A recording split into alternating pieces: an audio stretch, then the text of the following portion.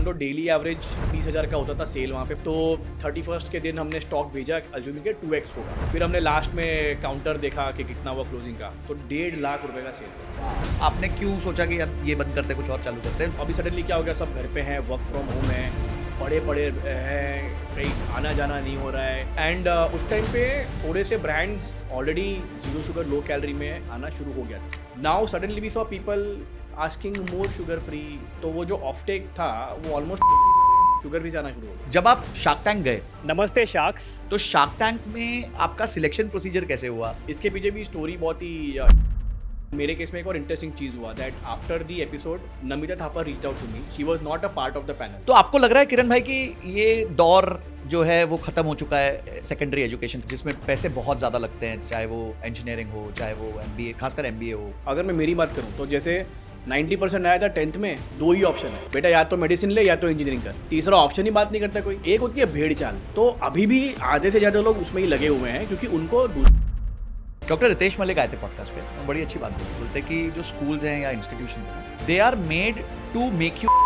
अगर आज एक 25 साल का नौजवान आपको देख रहा है और वो एक बिजनेस D2C चालू करना चाहता है, तो वो कौन से प्रोडक्ट में आए, कौन सा मोस्ट सर्च प्रोडक्ट है, ये सब कैसे ढूंढे? मेरे हिसाब से वेबसाइट ये वो सब छोड़ के आपको सारा लगा। पूरे साल में आपने कहा था 30,000 करोड़ की मार्केट है, तो 30,000 करोड़ में से सबसे नीचे वाली कैटेगरी कितनी बिकती? 30,000 करोड़ में से 20 से 22,000 करोड़ की आइसक्रीम सिर्फ।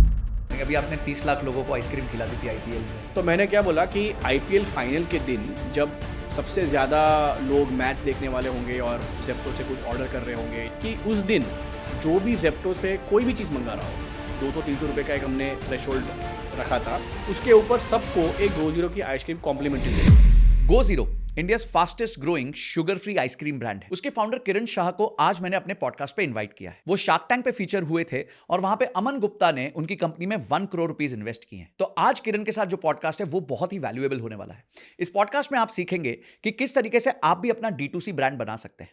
आप जानेंगे कि उनकी अप्सरा की ग्रोथ जर्नी क्या थी, उनकी पर्सनल जर्नी जानेंगे कि किस तरीके से उन्होंने MBA के टाइम में ही एक छोटा सा बिजनेस चालू कर दिया था। इस पॉडकास्ट में हम ये भी जानेंगे कि अगर आपको एक D2C ब्रांड बनाना है तो उसका P&L स्टेटमेंट कैसा होना चाहिए, आपका gross profit, EBITDA, PAT, PBT, ये सब कितना परसेंटेज होना चाहिए, ये सारी चीजें आपको बताएंगे। कौन सा प्रोडक्ट ज्यादा बिकता है, कौन सा कम बिकता है, इन्वेंट्री को कैसे मैनेज करना चाहिए।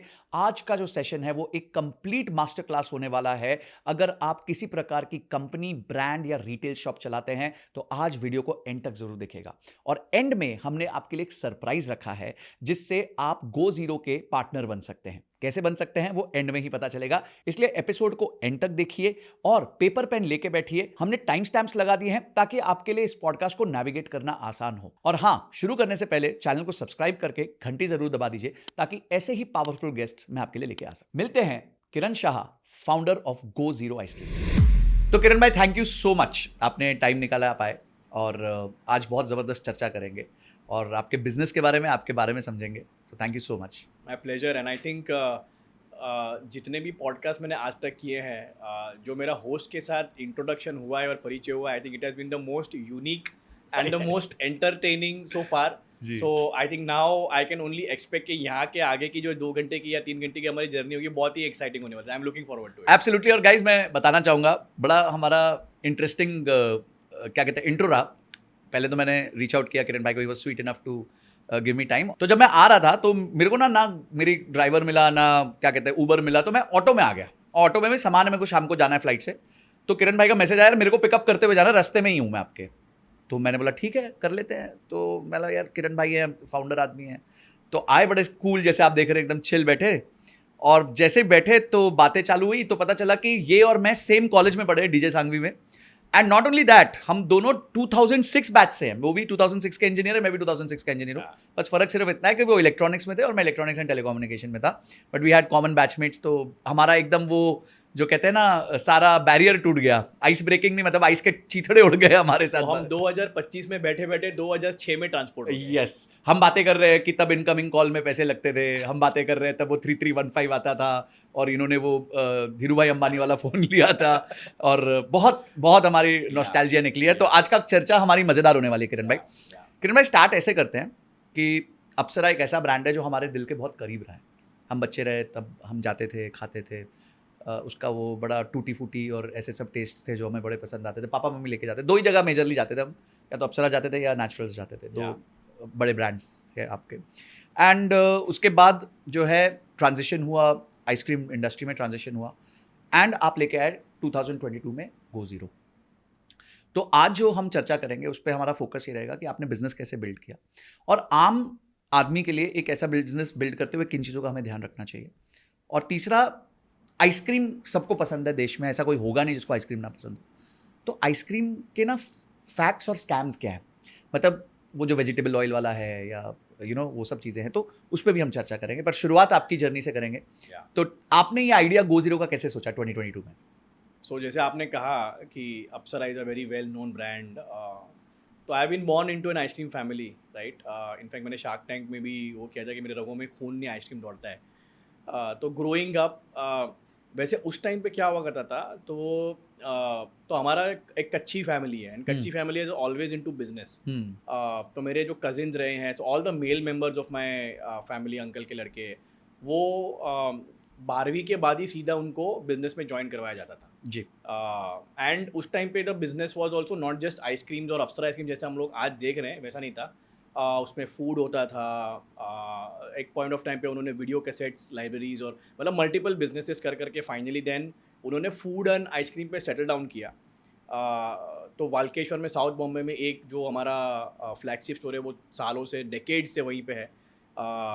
तो आई रिमेंबर ग्रोइंग अप, जैसे स्कूल से निकल के आते थे शाम को, डैडी का हाथ बटाने के लिए मैं चले जाता था, मैं और मेरा छोटा भाई, और वहाँ पे जो कैश काउंटर है, गल्ला जिसको बोलते हैं, तो वहाँ पे बैठ के देख रहा हूँ लोग आ रहे हैं, खाना खा रहे हैं, आइसक्रीम खा रहे हैं, इन्जॉय कर रहे हैं और पैसे देके जा रहे हैं। तो वो देखते देखते देखते देखते जो बड़े हुए हैं, तो माइंड में कहीं ना कहीं ये था कि ये करना है, फैमिली बिजनेस तो ज्वाइन करना ही होता है। मतलब it was kind of an unsaid कि कभी ना कभी at some point of time family business join करेंगे। बट एक चीज़ जो थी, जो मेरे डैड थे, वो he was very clear that तुमको चाहे आगे जाके बिजनेस ज्वाइन करना है, खुद से कुछ करना है, इज़ फाइन, बट एक फॉर्मल एजुकेशन जो है वो पूरा करो। तो जैसे मैंने पहले बोला, the male members would straight away after 12th join, but मेरे डैड ने थोड़ा सा एक्सेप्शन रहे हैं। तो he was the first graduate अच्छा। In our family, and it was एक बड़ी बात हुआ करती, मतलब लड़ झगड़ के, क्योंकि उस वक्त पैसे उतने होते नहीं थे फीस और सब खर्च करने के लिए। इस बेटर कि आप भी आ जाओ, आप भी इनकम करना शुरू कर दो। And I was the first post graduate in my family. तो वही डैड का कहना वही था, ये बिजनेस कहीं जा नहीं रहे, सालों से है, आगे भी रहेगा, बट ये जो फंडामेंटल्स ऑफ लाइफ है, जो एजुकेशन जो हमको लेना है, वो पहले पूरा करो, अच्छे एक अच्छी इंस्टीट्यूट से पूरा करो, जो तुम्हारा टैलेंट है। बिकॉज बचपन से ही I been a very bright student. तो स्टैंडर्ड 10th में I was the second ranker in school, miss the top position by 2 marks। School कौन सा था किरण भाई आपका? Saint Xavier's boys academy. अरे ये विलेपार्ले वाला?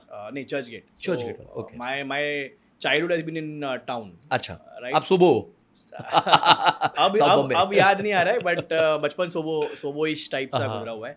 And then standard 12th again I was top 5 in my, so KC college में था मैं, top 5 and state rank holder in mathematics. फिर वहाँ से डीजे संघवी में आया, तो वहाँ पे भी class representative, top 5 of my department. फिर कैट की तैयारी की, तो कैट में भी 99.93 percentile. Then joined, got into IIM Lucknow. So academic wise, so that with God's grace and of course hard work, but the support of my dad has been very instrumental.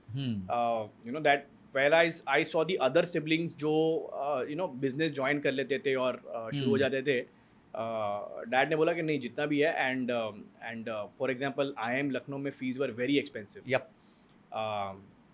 फिर कोई बात नहीं, कर लेंगे, doesn't matter if you have to come back and join the family business. So I think वो एक, I think one part of my childhood I remember very fondly, that the emphasis and importance given to education was very high. And then of course last year of my last trimester at IIM Lucknow, just before placements, तो मैं और dad सोच रहे थे कि अभी कैसे करना, एक्सपांड करना। तो हम लोग चले गए थे कांदीवली के चारकोप एरिया में, वहाँ पे नेचुरल्स का फैक्ट्री हुआ करता था, अभी भी है। हम्म, तो हम लोग वही ढूंढ रहे थे कि अब तक तो हमारा कोई ऐसा फैक्ट्री सेटअप नहीं है, बिकॉज एक ही स्टोर है। तो आगे जाके अगर एक्सपांड करेंगे और लगेगा तो मैन्युफैक्चरिंग की जगह लगेगी। तो we were just kind of doing a survey and everything. But then what happened, जब मैं प्लेसमेंट्स के लिए बैठा आई एम लखनऊ में, तो मैंने सोचा यार एक बार प्लेसमेंट्स के लिए बैठ के देखते हैं कि ऑफर आ रही है, लाइक हमको कोई जॉब देने लायक वर्थ भी समझ रहा है कि नहीं। नहीं वरना कि बस कि बिजनेस है तो बोल के ऐसा चल रही है हमारी गाड़ी, वैसा नहीं है। And I was always incline towards marketing, मतलब मुझे Okay. Brand building, consumer behaviour, उस सब में ज़्यादा इंटरेस्ट था। तो मैं सारे मार्केटिंग कंपनीज में अप्लाई किया। And again I think with good luck, good Fortune, I got a placement in Procter and Gamble. Oh, Now that was like the top 3 companies which come to campus for marketing. So Yes. Unilever, Procter and Gamble and Coke या Mondelez. yes. तो पहली वो बात वो थी। दूसरी, marketing की job तो लगी, बट उसके साथ में सिंगापुर का जॉब लोकेशन भी लगा। अरे वाह, so it was an international opportunity.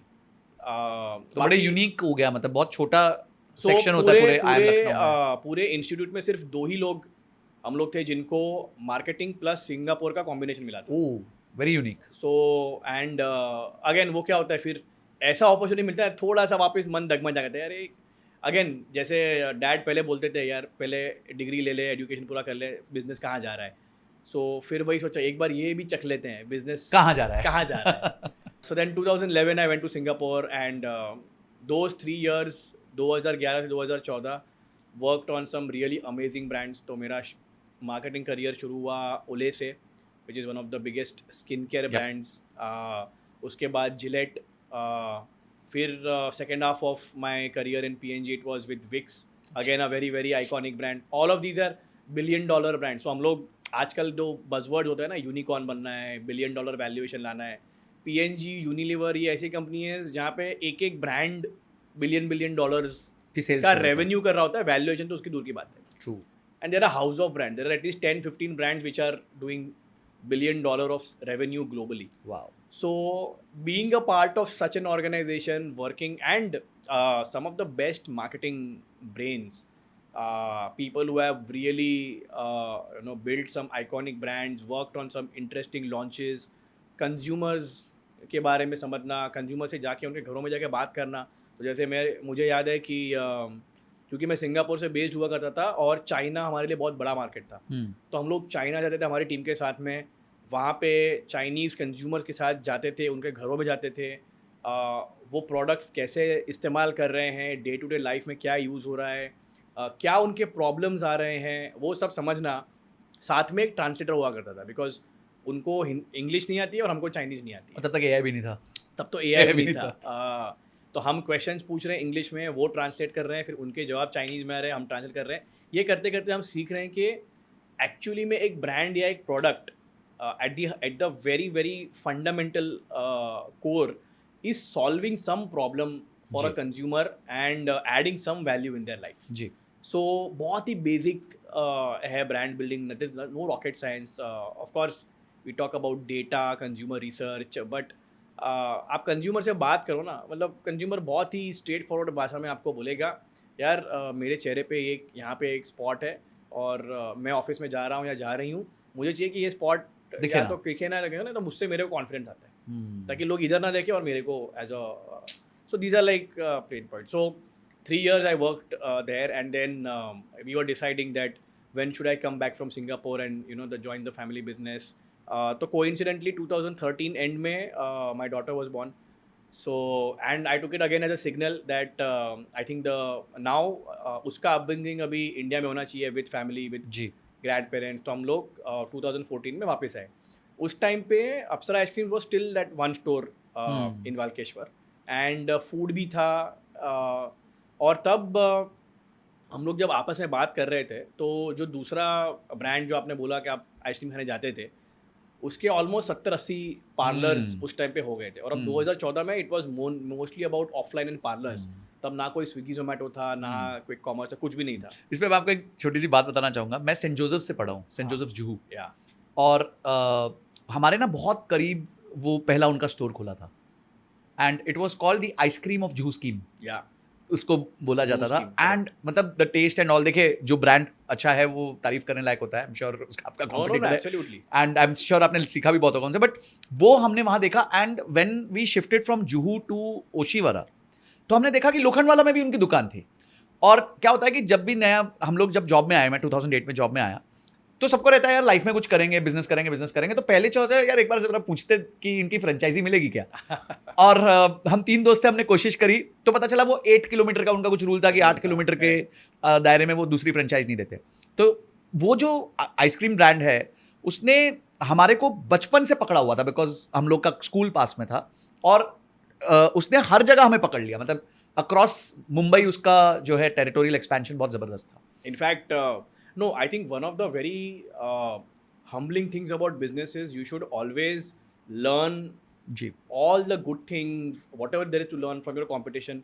तो मैं तो लोगों को आज भी बोलता हूँ कि जितना मैंने अप्सरा से सीखा है या जितना मुझे अप्सरा ने सिखाया है, उससे कहीं ज़्यादा मुझे नेचुरल ने सिखाया है। श्योर। क्योंकि जब हमने शुरुआत किया तब उनके ऑलरेडी 70-80 स्टोर्स जी, थे, जी। उनका एक बड़ा प्लांट था, उनका एक अच्छा खासा ब्रांड बन गया था जगह। लेकिन अगर मैं अप्सरा की बात करूँ तो वाल्केश्वर जहाँ पे हम लोग का स्टोर है, उसके बाहर कोई नहीं जानता अप्सरा के।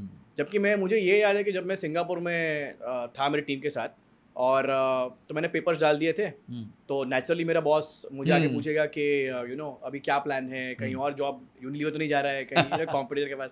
मेरा नहीं, I am joining my family business.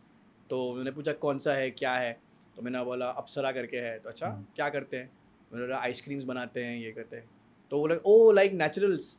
ओह अच्छा। सो तब वापस मुझे एक Click क्लिक हुआ यार कि सिंगापुर में बैठे बैठे नेचुरल्स लोगों को यहाँ भी पता है, जबकि अप्सरा किसी को नहीं पता है। एंड बट ऑब्वियस कि एक ही स्टोर है आपका, आप Yes. ऐसे एक्सपैंड नहीं किया हो, कुछ मार्केटिंग नहीं किया है, तो कैसे पता होगा। हम्म, बट ये भी देखा कि ये एक ब्रांड फेमस बन सकता है through stores and parlour models Absolutely. And तो एज पोटेंशियल है, पॉसिबिलिटी है, तो अब यही करते हैं।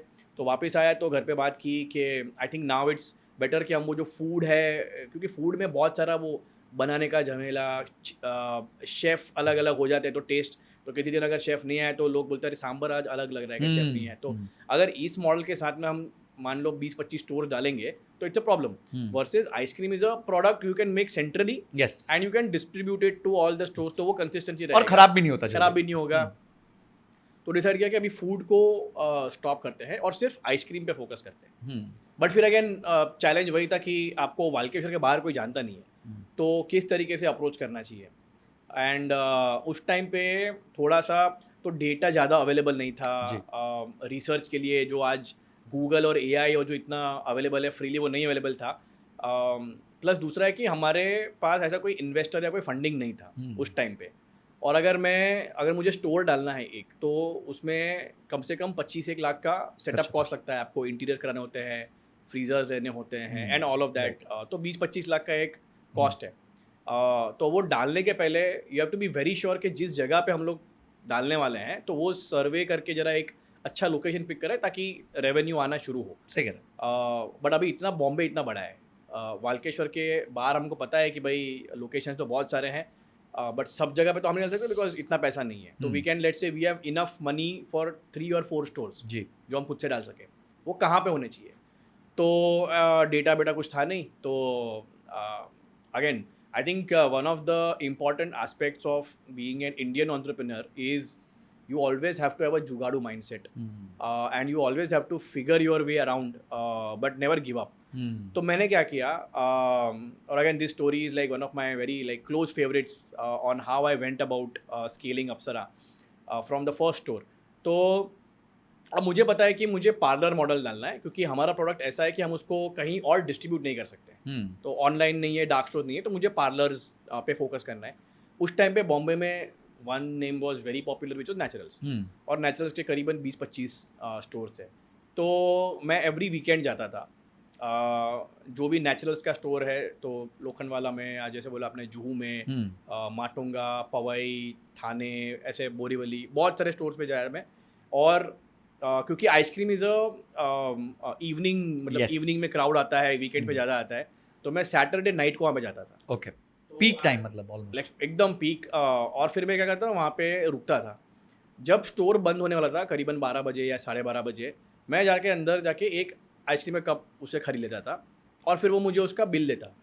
अब bill pay bill number print हुआ है, तो आपको ओ अच्छा, अरे वाह, तो मैं क्या करता, फिर वो बिल नंबर से I would just do some basic back calculation that on an average अगर 2 या 3 कप पर बिल बिके होंगे, 50 रुपये का उस टाइम पे था, तो मान लो पर बिल 100 रुपये का एवरेज होगा, बिल नंबर 300 है, तो 30,000 रुपये का धंधा इस स्टोर ने आज किया है, वाओ राइट? वाओ भाई, ये होता है एंटरप्रेन्योर ये मुश्किलात आती है जब आपको एंटरप्रेन्योर बनना यार, होता क्योंकि है। पता कैसे, मैं जाकर बिल्कुल उससे सही। थोड़ी पूछूंगा भाई धंधा कितना हुआ, वो तो हाँ। मेरे को बोलेगा भाई क्या है, तू कौन कौन है, कहाँ से है। So but I have to figure out, right? Right. तो ऐसे मैंने 12-15 स्टोर्स का डेटा निकाला, कहीं पे 20,000 का सेल हुआ है, कहीं पे 70,000 का सेल हुआ है, कहीं पे 1 लाख रुपए का सेल हुआ है एक दिन में। उस जमाने में बहुत बड़ी बात। Selling a 50 rupee ice cream, it means you had almost 1,500 to 2,000 people coming at your store in a single day. What a footfall.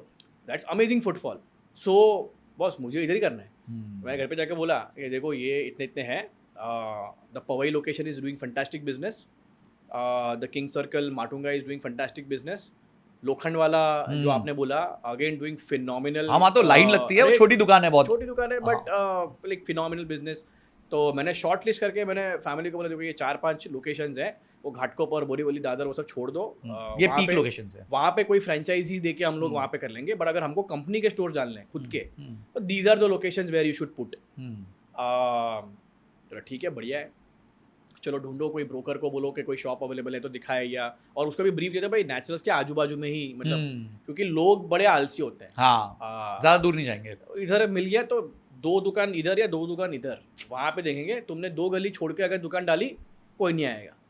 तो मैंने ब्रीफ दिया भाई इसके आजू बाजू में ही मेरे को चाहिए, और फिर ब्रोकर हमको दुकान दिखाने लगे, और फिर जो रेंट सुन के मेरे डैड को हार्ट अटैक आया क्योंकि 25-30 सालों से हमने एक जो शॉप पे बिजनेस किया है, बट वो खुद की खुद की शॉप पे रेंट दिया ही नहीं कभी। कभी रेंट नहीं दिया, कभी लैंडलॉर्ड, हमारे ऊपर कोई लैंडलॉर्ड नहीं रहा, तो अरे इतना रेंट है, प्लस तुमको 3-4 लोग लगेंगे, उनकी सैलरीज, फिर इलेक्ट्रिसिटी का कॉस्ट, मिसलिनियस कर करके महीने का ऑलमोस्ट 2.5 लाख रुपए का खर्चा होने वाला है। तो इसमें से तुमको 50 रुपये की आइसक्रीम तुम बेच रहे हो, उसमें से कॉस्ट ऑफ गुड्स निकालो, पैकेजिंग मटेरियल ये वो निकाल के तुम्हारे पास हाथ में 15-20 जो 20 रुपये बचेंगे, तुमको 10,000 कप्स बेचने पड़ेंगे पूरे महीने में, तब जाके ये कॉस्ट रिकवर होगा, प्रॉफिट तो दूर की बात है। सो at that point of time it seemed a very very very risky proposition to everybody. तो मैंने बोला देखो थोड़ा सा रिस्की है, I agree, but this is the only way out of Walkeshwar, because you can't sit here and expect to build 100 crore business, तुमको और जगह पे एक्सप्लोर करना ही पड़ेगा। तो डेयरिंग करके हमने किंग सर्कल में एक स्टोर डाल दिया माटुंगा में, बट अभी ऐसा नहीं है कि वो डालने के 2 महीने में तुमको धंधा बने, तो पहले 3 महीने तो आपको लग जाता है स्टडी बिल्ड किया है। उसके बाद मैंने बोला चलो एक ही हमने डाल दिया है, चलो अभी हम दूसरी स्टोर डालते हैं पवई में और थाने 5 पखाड़ी में। तो जैसे जैसे मैं आगे बढ़ते जा रहा था तो rent was becoming progressively even more higher. तो जैसे जो किंग सर्कल का जो शॉप था उसका अराउंड 75-80,000 का रेंट होगा, फिर जो 5 पखाड़ी का शॉप था उसका 90,000 रेंट था, और जो पवई का शॉप था उसका 1.5 लाख या 2.25 लाख रुपया रेंट था। तो सब घर पे बोल रही है इसकी मती मारी गई है, खोपड़ी घूम गई है, इसको लगता है कि ये सिंगापुर से आया है, IIM की डिग्री है, तो कोई जादू की छड़ी घुमा के मतलब जैसे लोग सिंगापुर जाते हैं तो डॉलर को रुपये में कन्वर्ट करते हैं, आई थिंक आप रुपए को डॉलर में कन्वर्ट कर रहे थे। रुपीज ही गिन रहा है कि डॉलर गिन रहा है मतलब क्या गिन रहा है, सही गिन रहा है लेकिन तू कन्वर्जन भूल गया। मैंने बोला नहीं, सब पेशेंस रखो, and the first 6 months, so now again this is one of the challenge you face as an entrepreneur, that when the world is against you and they are doubting you that जो तुम कर रहे हो वो सही कर रहे हो क्या, and some parts of the family or some of the other people are waiting for you to fail जी, के they are setting you up for failure, वैसा है। the moment you fail, जैसे देखा बोला था इसे सुना नहीं, and that is the time when you have to really motivate yourself, get your act together, and you should tell that boss, no, what I'm doing is right. Rome wasn't built in a day. Naturals has taken so many years to be where they are. Ironically, they opened in 1984. You guys have started in 1971. So despite having a 13-year head start with this brand, how are they doing more business than you? सही कह रहे हैं। Correct. तो मतलब कुछ उन्होंने किया है जो हमने नहीं किया, तो अभी वो जब जागे तब से सवेरा, तो मतलब अब से शुरू करते हैं, उसमें क्या हो गया। अच्छा, आप जब ये हाँ। कर रहे थे तो आपका वो जो अप्सरा वाला बिजनेस है उसमें आपके फादर भी हैं, आपके चाचा जी भी हैं, Yeah. एंड कभी ऐसे हुआ कि मतलब कभी रिलेशन में ऐसे कि चाचा पापा का कोई आर्ग्यूमेंट हुआ कि नहीं इसको मत करने दो, बच्चा है अभी तो नया नया सीख के आया? बहुत बहुत एंड मतलब who favoured you more, your father और योर माय चाचा? Father okay. My father because see अभी कैसा होता है ना again the thing with family businesses is it is handed over from generation to generation like for example my grandfather and they started फिर मेरे uncle और मेरे डैड आए अब मेरे डैड के so me and my brother now my uncle doesn't have any male member of Okay. The thing to join तो the कोई पार्टिसिपेट नहीं कर रहा उनकी तरफ तो से? उनको क्या लगता है कि बिकॉज इसका बेटा है तो he will always favour him and he will allow him to do things even though it might cause loss to the business. So जी। that conflict was always there. So तो आप उसको ठीक रिजॉल्व कैसे करते हैं? बिकॉज ये तो बड़ा इमोशनल पॉइंट है ना, यहाँ तो लॉजिक चलता नहीं है। तो नहीं चलता है but you have to so the best way to silence anybody or critics is the proof performance है। performance. But I know के उसमें भी time लगेगा। है कि उसको टाइम लगने वाला है थोड़ा टाइम लगेगा तब तक के लिए क्या करना है so I would kind of just shut the noise and I would stay out of the house and I would stay in the parlour and समझ वहाँ पे टाइम करके और जैसे वो 12-1 बजे बंद होता है फिर मैं घर से तब तक सब सो गए होते थे फिर सुबह कोई उठा उसके पहले मैं फिर से निकल जाता था and then I would just kind of वगैरह मेरे डैड को बोला पीछे जो भी हो रहा है आप Manage बात करो। करो जो करो वो करो कुछ रहेगा तो मुझे बोलना बाकी let me just do my and thing जैसे आपको सक्सेस मिली तो फिर आपको मिला कि अपने अंकल से, फादर से कि नहीं चलो आई थिंक अपने Yeah. अच्छा के लेट्स। तो उसको अभी भी टाइम है तो जैसे मैंने पवई में स्टोर ओपन किया उसके बाद मैंने I said that I want to do one last bet Lokhandwala is the store with the maximum business no doubt. Naturals का और जी। वहाँ पे तो हमने अभी तक गए ना हम जा रहे हैं यहाँ पे तो मुझे लोखंड वाला में स्टोर डालनी है तो वहाँ पे एक ब्रेड क्राफ्ट करके एक फेमस है रोल्स वाला है वहाँ पे उसके बाजू में एग्जैक्टली हमने तो उस टाइम पे शॉप देखी और एज यूजुअल बैठे और सब डिस्कस किया तो रेंट आया 3 लाख अरे देखो आपका भी वैसे मैं बोलने वाला था कि बहुत महंगी जगह है, पर मेरे को लगा शायद 2 लाख के आसपास होगा, जब वही 1.5 लाख है तो 3 लाख तो बहुत स्टीप है। क्योंकि क्या होता है आफ्टर अ सर्टेन पॉइंट उसमें जीएसटी भी लगता है जी जी। तो जीएसटी 18% या टैक्स या जो भी वैट तो 2.5 लाख, हाँ, उसमें वैट होता था। 12.5% VAT service tax. Service tax और सब करके पूरा एक फिगर जो आया था वो 3 का उसने कोड किया था नेट थोड़ा सा बार्गेन करा के 270 पे हमने क्लोज किया but that was still 1.5 times more than what we were paying in Powai और पवई अभी तक ब्रेक इवन के नंबर पे आया नहीं था तो I face the like sorry you can not do this like there was a massive resistance at home कि यार ये 3 स्टोर्स हमने किए हैं वो तो पैसे बना नहीं है इसको चौथा स्टोर डालना है वो भी इतने हाई रेंट पे क्या करेंगे दिस वाज सितंबर 2015 अच्छा आई हैड जॉइंड इन सितंबर 2014 अच्छा, 1 साल के अंदर।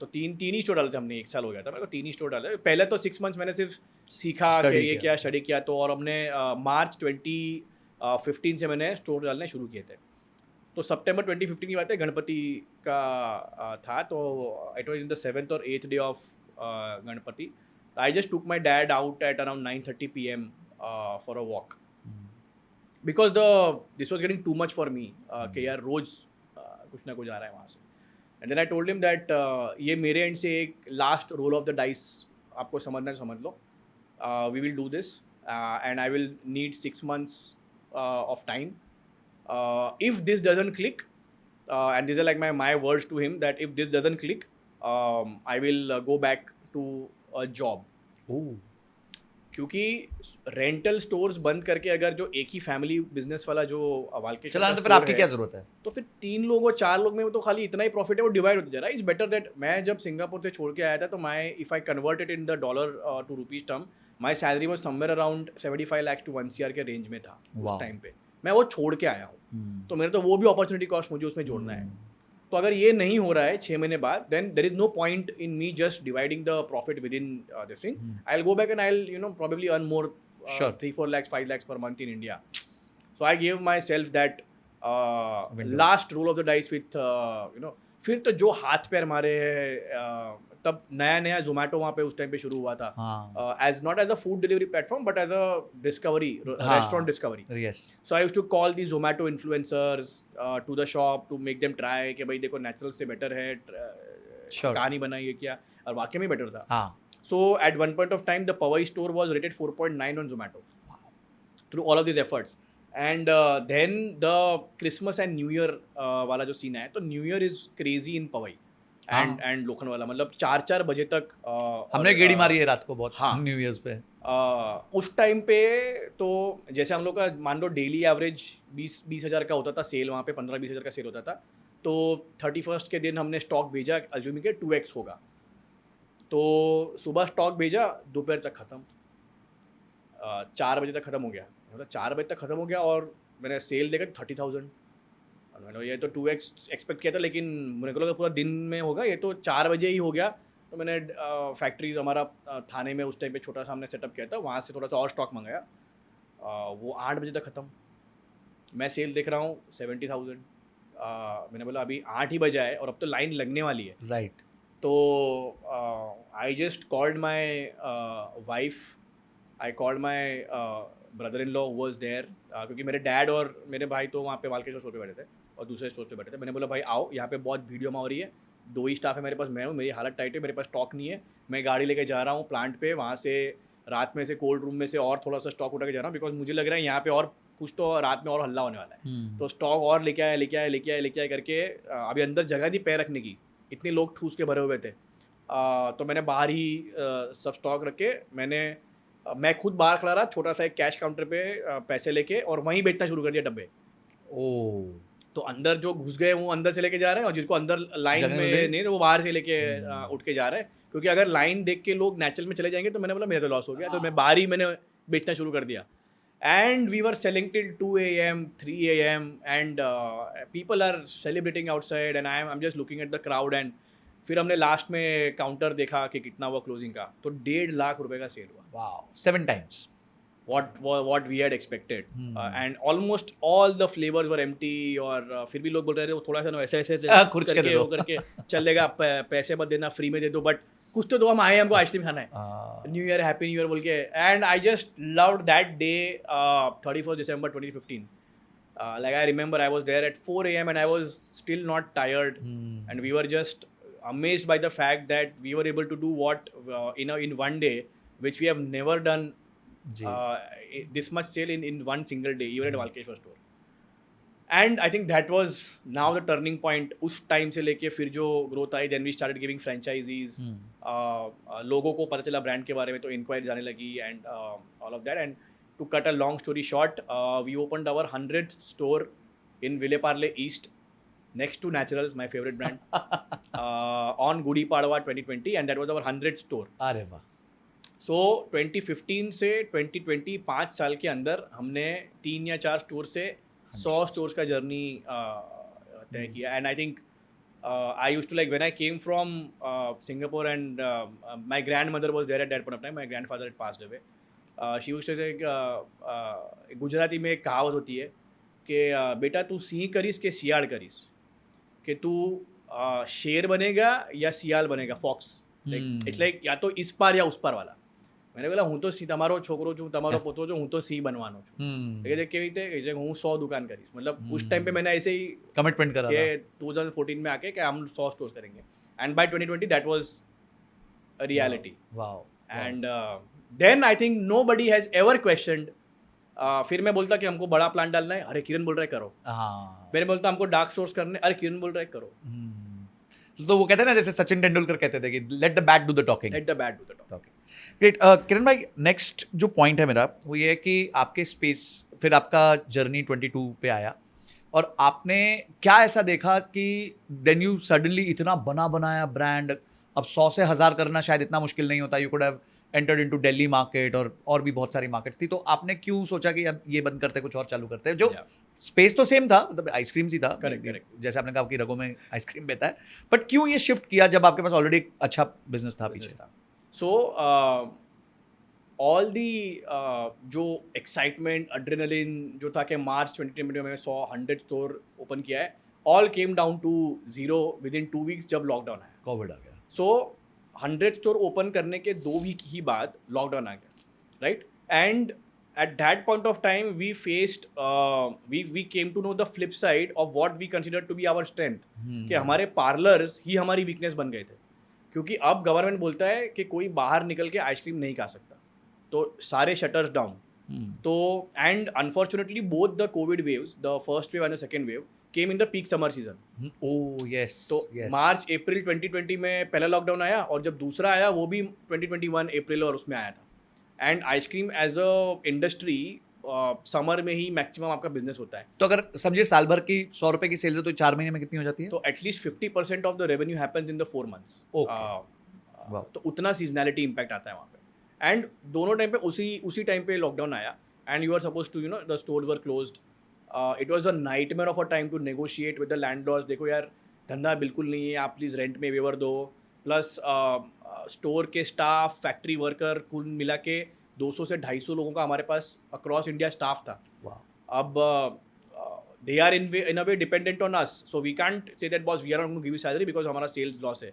तो जेब से डाल के भी हम उनको देखे कि भाई आज नहीं तो कल लॉकडाउन खुलेगा, तो everybody was wanting to go to their villages, क्योंकि वहाँ पे भी उनके फैमिलीज में. तो कोविड का क्या था, it was more of fear along with fear of unknown था कि क्या होगा, क्या हो रहा है, कोविड कोई छींक रहा है तो उसको कोविड हो गया, ये कुछ भी हो गया. सो आई सेड कैसे भी करके हमने सबको लाइक फैक्ट्री में भी एक क्वारंटाइन करके 2 महीने तक सबको खाना पीना ये ना सब दिया, so that the day the lockdown opens we are back to we don't have to again call everybody from the village, and we are, because anyways we have lost 2 months of business. Then two things happened in COVID, after COVID and during COVID.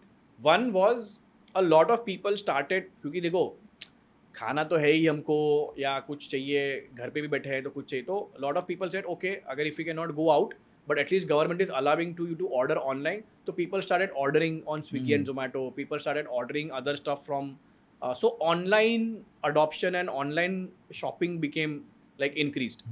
And even after the lockdown was lifted, तो जो previously हमारा 70-30 split हुआ करता, 70% offline revenue, 30% on Swiggy and Zomato, वो lockdown के बाद 50-50 या in some cases उल्टा भी हो गया कि 40% ऑफलाइन और 60% ऑनलाइन. मतलब अब लोगों को आदत पड़ गई, बिहेवियर चेंज हो गया completely. That was one. Second, now people realized that boss, I need to take care of my health.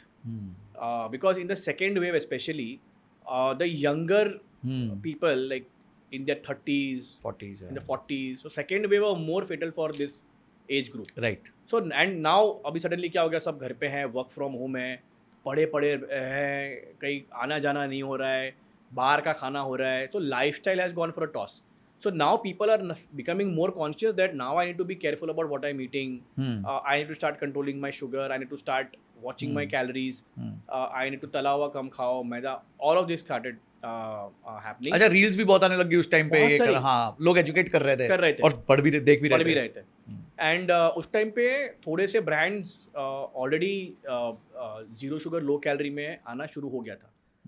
Plus a lot of investors were now also funding companies which were operating in a better for you. तो हम इसको बोलते हैं better for you category.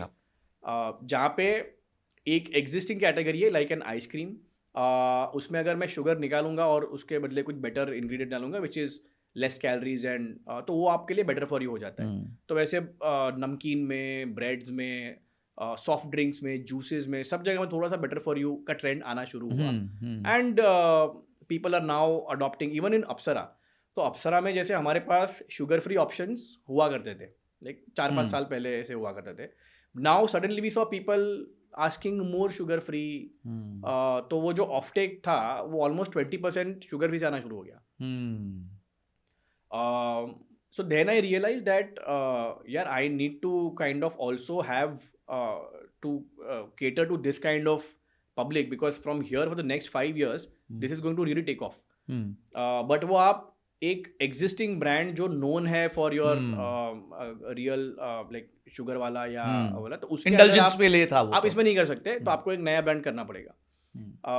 तो उस time पे फिर again growth के लिए you also need capital, and the family was against raising external capital के जो भी है इतने में ही करो. तो उसके पहले ग्रोथ आई थी because franchisees were willing to put money and तो it was a completely franchise led model. But after the pandemic the franchisees realized that now the return on investment on putting up an ice cream parlor is not that great. So the number of franchise inquiries started coming down. जिनके पास existing franchises थे बोल रहे कि यार ये अभी maintain हो जाए वही बहुत बड़ी बात है, हाँ। आगे के लिए हमको नहीं. So it means that now your growth has stopped. So now you have to either raise capital or you have to pivot to some dark story or online model. But either ways you will need to raise some capital. For with the family was against नहीं ये हम लोग loan चाहिए तो bank से ले सकते हैं बट कोई इन्वेस्टर कैपिटल पे आएगा फिर वो हमको बोलेगा कैसे चलाना.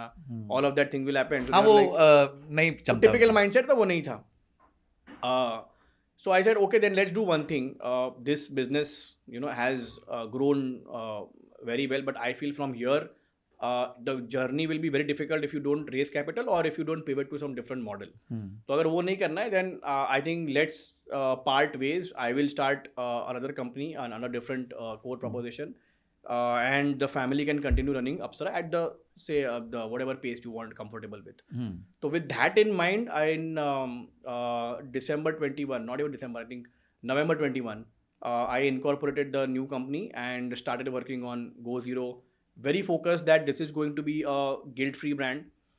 This is going to give you the same indulgent taste like an Apsara, like a Naturals, like whatever ice cream you have enjoyed growing up with, but without the calories, without the sugar, in a way that you can kind of worry, not worry about any health-related concerns or just enjoy ice cream for what it is. क्योंकि हमने पहले discuss किया ना ice cream किसको नहीं पसंद. हाँ सबको पसंद है. बच्चों से लेके बूढ़ों तक एवरीबडी लाइक्स आइसक्रीम. किसी को फ्रूट पसंद है, किसी को चॉकलेट फ्लेवर पसंद है, किसी को कप पसंद है, किसी को कोन पसंद है, सबको पसंद है.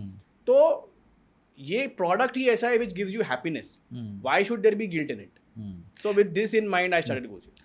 तो मैंने जब आपका एपिसोड देखा शार्क टैंक पे, तब तक रैंडमली मैं ढूंढता रहता था और कोई ब्रांड लॉयल्टी नहीं डेवलप कर पाया मैं किसी के साथ भी. ठीक है, कोशिश कर लेते हैं, चलो इनका भी ट्राई कर लेते हैं. जब मैंने आपको पहली बार देखा शार्क टैंक पे, मैंने बोला यार the conviction which you had when you spoke about Go Zero, आपने पूरी कैटेगरी के बारे में बात करी, फिर आपने बताया कि ये इसका फ़ायदा है, ये ऐसा है, हम क्यों यूनिक है. आई थिंक उसके बाद मैं वो हो गया, क्या कहते हैं, kind of loyalist to this brand की चलो अगर मुझे मतलब जीरो शुगर खाना है तो मैं यही खाऊंगा और कोई नहीं खाऊंगा. एंड मेजरली अब जीरो शुगर ही खाना है. यस, पुरानी यादें होती हैं तो कभी कभी हम पुराने वो चले जाते हैं for old time sake. But majorly हम अब, मैं भी पर्सनली, मेरी फैमिली भी पर्सनली, हम Go Zero पे आ गए हैं फॉर जीरो शुगर. नाउ जब आप शार्क टैंक गए तो शार्क टैंक में आपका सिलेक्शन प्रोसीजर कैसे हुआ? कैसे उन्होंने आपको सिलेक्ट किया? आप रीच आउट कैसे किए? क्योंकि आप तो ऑलरेडी एक बड़ा ब्रांड चला रहे थे, कहीं उनका रेजिस्टेंस तो नहीं था कि एक बड़ा ब्रांड से आए हैं. और मतलब वो प्रोसेस कैसा था? इसके पीछे भी स्टोरी बहुत ही इंटरेस्टिंग है कि जब मैंने डिसाइड किया कि फैमिली बिजनेस से निकल के खुद का कुछ करना है, तो वो मेरे ख्याल से अक्टूबर-नवंबर 21 चल रहा था. शार्क टैंक का सबसे पहला सीजन जो आया, उसका एपिसोड जो एयर हुआ वो दिसंबर 2021 में एयर हुआ. वहाँ से शुरू हुआ. एंड आई वॉज, जब मैं इस पे भी काम कर रहा था Go Zero पे, तब मैं वो देख रहा था and I was very fascinated. यार somebody who wants to build a खुद का बिजनेस बनाना है या कुछ करना है, वो आ रहा है, 4-5 जजेस बैठे हैं जिन्होंने खुद का एक बड़ा कंपनी बनाया है, बड़ा ब्रांड बनाया है, वो आपकी आइडिया सुन रहे हैं, वो आपको क्वेश्चंस पूछ रहे हैं, आपका नॉलेज टेस्ट कर रहे हैं और फिर आपको फंडिंग दे रहे हैं. और वो जो पहला सीज़न था उसके आई थिंक पहले या दूसरे वीक में ही एक हेल्दी आइसक्रीम ब्रांड ऑलरेडी आ गया था. हाँ, तो मैं तो देख ही रहा हूँ कि यार मैं तो ये इसमें बनाने वाला हूँ और ये टीवी पे आ रहा है. और तो उस दिन दिमाग में रखा था कि एक दिन इस मंच पे मैं भी जाऊँगा. वाह, राइट. बट कब जाना है वो तो मेरा कोई भी लाइक मूव मैं सोच समझ के करता हूँ कि कब जाना है, कब अप्लाई करना है, ऑल ऑफ दैट. तो 2021 में तो अभी ब्रांड पे काम चल रहा है, ब्रांड नेम सोचा गया है, पैकेजिंग पे काम हो रहा है, प्रोडक्ट्स पे काम हो रहा है, और 2022 में उसको हमने लॉन्च किया. तो वो वाला सीज़न गया. उसके बाद आया 2023. अब 23 में क्या हुआ, हमारा डिस्ट्रीब्यूशन इतना नहीं था. मतलब हम जस्ट बॉम्बे, दिल्ली में अभी तक नहीं थे, पुणे, बैंगलोर, हैदराबाद, तो वेस्ट और साउथ मार्केट्स में ज़्यादा था हमारा. नॉर्थ में डिस्ट्रीब्यूशन नहीं था. ये आप कैसे चुनते हो अभी? जैसे अब तो डेटा पॉइंट्स आ गए होंगे, तो कैसे आप डेटा चेक करते हो कि मेरे को यहाँ पे ओपन करना चाहिए? सो अगेन मेरा अप्सरा का एक्सपीरियंस मुझे काम आया. तो अप्सरा में हमने Bombay and Pune as a market cover किया था. बैंगलोर एंड हैदराबाद ऐसा मार्केट कवर किया था, दिल्ली एनसीआर हमारा बाकी था। तो मुझे बैंगलोर, पुणे, हैदराबाद और बैंगलोर, इनके सारे एरियाज पता है कौन से है, कहाँ पर है, क्या करना है। तो naturally I will use that to my advantage, और हमने बॉम्बे से शुरू किया और फिर बैंगलोर गए, वहाँ पे किया। तो 2023 वाला जो भी शार्क टैंक सीज़न 3 आया, तो उसमें भी मैंने बोला कि यार क्या होगा, हम टीवी पे तो आ जाएंगे और लोग ढूंढेंगे आपको, लेकिन अगर वो ऑर्डर नहीं कर पाया तो मेरे फॉलोअर्स बढ़ेंगे, धंधा नहीं बढ़ेगा, राइट। और इट्स अ हिंदी शो, तो प्राइमरीली नॉर्दर्न में उसका, दिल्ली एनसीआर में व्यूअरशिप ज़्यादा होता है। तो पहले ये मार्केट पे हम लॉन्च करते हैं, डिस्ट्रीब्यूशन बढ़ाते हैं, फिर जाते हैं। तो हमने सारा क्विक कॉमर्स के साथ ऑनबोर्डिंग किया, सारे फ्लेवर्स, सारा कुछ डिस्ट्रीब्यूशन जमा दिया, और महीने का हमारा कुछ 2-2.5 करोड़ का रेवेन्यू आ गया था। और फिर बोला अब अप्लाई करते हैं। तो जून 24 में जब उनका सीज़न 4 का एप्लीकेशन शुरू हुआ, so the process is same for everybody. एक ऑनलाइन फॉर्म जो है जिसमें आपके कंपनी का कब शुरू किया, प्रोडक्ट के बारे में बताइए, फाउंडर्स के बारे में बताइए, कैप टेबल में कौन कौन है, इन्वेस्टर है नहीं है, आपका रेवेन्यू क्या है। तो बहुत सारी चीज़ें आपके बारे में लेते हैं। एंड सीज़न 4 में मेरे ख्याल से 20 से 22 हज़ार एप्लीकेशंस पैन इंडिया 20,000 या एप्लीकेशंस आए थे। वो एप्लीकेशंस फिर एक उनकी स्क्रीनिंग टीम होती है जो उसमें से डिसाइड करती है कि इसको आगे लेके जाना, इसको आगे नहीं लेके जाना, या इसको नेक्स्ट राउंड में लेके जाते हैं। उसके बाद एक नेक्स्ट राउंड होता है, वो एक टेलीफोनिक राउंड होता है। So then their team will call you and आपने जो फॉर्म में डिटेल्स डाले हैं उस पर थोड़ा सा आपको और डिटेल में क्वेश्चन पूछते हैं कि सही है नहीं है, थोड़ा सा डेटा आपके पास से मंगाते हैं। तो वेटिंग करते हैं बेसिकली, वेटिंग करते हैं कि भाई ये सही है, इंटरेस्टिंग है। थोड़े से और क्वेश्चंस पूछते हैं आपको, आपके पर्सनल जर्नी के बारे में, आपके बैकग्राउंड के बारे में, बिजनेस में क्यों गए आप, जॉब में क्यों नहीं थे, ऑल ऑफ दैट। तो वो सेकेंड राउंड ऑफ स्क्रीनिंग होता है। उसके बाद लास्ट के मेरे हिसाब से 1500 या 2000 लोगों को एक मॉक ऑडिशन देना पड़ता है। अच्छा। सो दे हैव ऑडिशन सेंटर्स, तो बॉम्बे में, बैंगलोर में, दिल्ली में, बड़े बड़े सिटीज़ में उनका टीम आएगा वहाँ पे। Of course the real sharks won't be there. हाँ, मैं समझ गया था। बट उनके डेटा टीम जो रहेगी, they will call you in a room, और वो आपसे पिच करवाएंगे। जैसे अगर आप मान लो आप टीवी पे पिच कर रहे हो, जो आप कैसे पिच करते हैं, देन उन क्वेश्चन आंसर्स होगा जस्ट टू सी कि प्रेजेंस कैसा है, इंटरेक्शन कैसा हो रहा है, अगर कुछ क्वेश्चन आया तो फंबल करेगा नहीं करेगा। तो that is the third round, and उसमें से 150 लोग finally they make it to the TV round. Oh, और उसमें एयर भी सारे नहीं होते? उसमें से भी एयर सारे नहीं होते हैं। कुछ कुछ लोगों को, फॉर एग्जांपल, ये तो एक श्योर है कि जिसको डील मिलता है तो उनका तो एयर होगा ही, मोस्ट ऑफ द टाइम होता है। जिसको डील नहीं मिला है उसमें से भी कुछ कुछ एपिसोड्स एयर हो जाते हैं, बट देयर आर सम जो एयर नहीं हो पाते। तो बेसिकली 22,000 में से 40 एक लोग ही एयर हो पाते हैं, एंड विनिंग में तो शायद 10-15 लोग से ऊपर नहीं, I think across the entire season 150 जितने लोगों का एपिसोड एयर होता है। ओके, और उसमें से विनिंग आई थिंक 20% टाइप्स, 30 लोग types. I think more than half को डील मिलती है, मतलब ऑन एयर डील मिलती है। उसके बाद जब ड्यू डिलिजेंस होता है, उसमें से बहुत सारे ट्विस्ट एंड टर्न्स आते हैं। कभी किसी ने डेटा सही शेयर नहीं किया होता है टीवी पे, या कभी टीवी पे आने के बाद वैल्यूएशन ज़्यादा हो जाती है तो वो लोग फिर से रीनेगोशिएट करते हैं। So for a lot of founders it is the first time doing this, तो due diligence takes a lot of time. So I think, I know for example, I think season 4 के मेरे साथ जो वाले जो कुछ कंटेस्टेंट थे जिनको डील मिली थी, उनका अभी तक पैसा बैंक में आया नहीं है। तो ऐसा भी होता है, मतलब बहुत सी चीज़ें होती है। थैंकफुली मेरे केस में अमन से मुझे पैसा तुरंत आ गया, and he is been a very good shark. We met a couple of times, and उन्होंने पूछा धंधा कैसा चल रहा है, कुछ हेल्प चाहिए तो बता, कुछ नहीं है तो सही है। तो that was very chill. And मेरे केस में एक और इंटरेस्टिंग चीज़ हुआ, that after the episode Namita Thapar reached out to me. She was not a part of the panel. हाँ, मैंने देखा था, राइट। तो उस पैनल में वो नहीं थी, बट उनको प्रोडक्ट बहुत ही इंटरेस्टिंग लगा, and she was a consumer of GoZero पहले से। उन्होंने मुझे पहले ही, पीयूष ने भी कहा था कि वो पीयूष भी तो, एंड इनफैक्ट व्हेन मैंने अप्सरा का नाम लिया तो अप्सरा भी बहुत ही फेमस था, तो Vinita and everybody they had Apsara also. So मतलब मैं रडार में था उनके पहले से। And when she realise that Aman had given, and she is very close with Aman, तो she called me up saying that, Kiran, I know I was not part of the panel, but your product is very good. Very excited to be a part of a journey. Whatever you feel, whatever check size you want, I am willing to be a part. But अरे वाह। please have me on the cap table. And she was so sweet that I just couldn't say no. So I think even Namita is now part of the Go Zero investor cap table. So मैंने एक चीज़ देखी जब मैं episode देख रहा था कि अमन ने बोला कि मैं आपने 1% के लिए 1 करोड़ मांगा था, अमन ने कहा 2%, फिर आपने कहा कि इसको हम क्लोज करते हैं 1.5% पे, विच विल मतलब kind of be a bit lower than my last round. और I think Aman was like अरे वाह यार, उनसे सस्ता मिल रहा है, मेरी चौड़ हो गई, मेरे को बस इतना ही चाहिए। तो I think he got into it and I think he loved your product and your presentation was very good. आपने बहुत अच्छे से वहाँ पे समझाया था चीज़ों को। तो अब हम चलते हैं बिजनेस, आपके एग्जिस्टिंग बिजनेस की तरफ, which is go zero. 22 lakh में ना सबसे बड़ा इशू ये है कि 22 लाख पे जाते ही बाहर बंदे को 60-70 हज़ार की ईएमआई देनी पड़ेगी। करेक्ट। 60-70 हज़ार की ईएमआई के लिए उसको 1.5 लाख की तंखा चाहिए, बेयर मिनिमम भाई, बेयर मिनिमम 2x तो चाहिए। या तो यानी 18-20 लाख की जॉब तो आपको एवरेज में चाहिए just to sustain the EMI. Absolutely.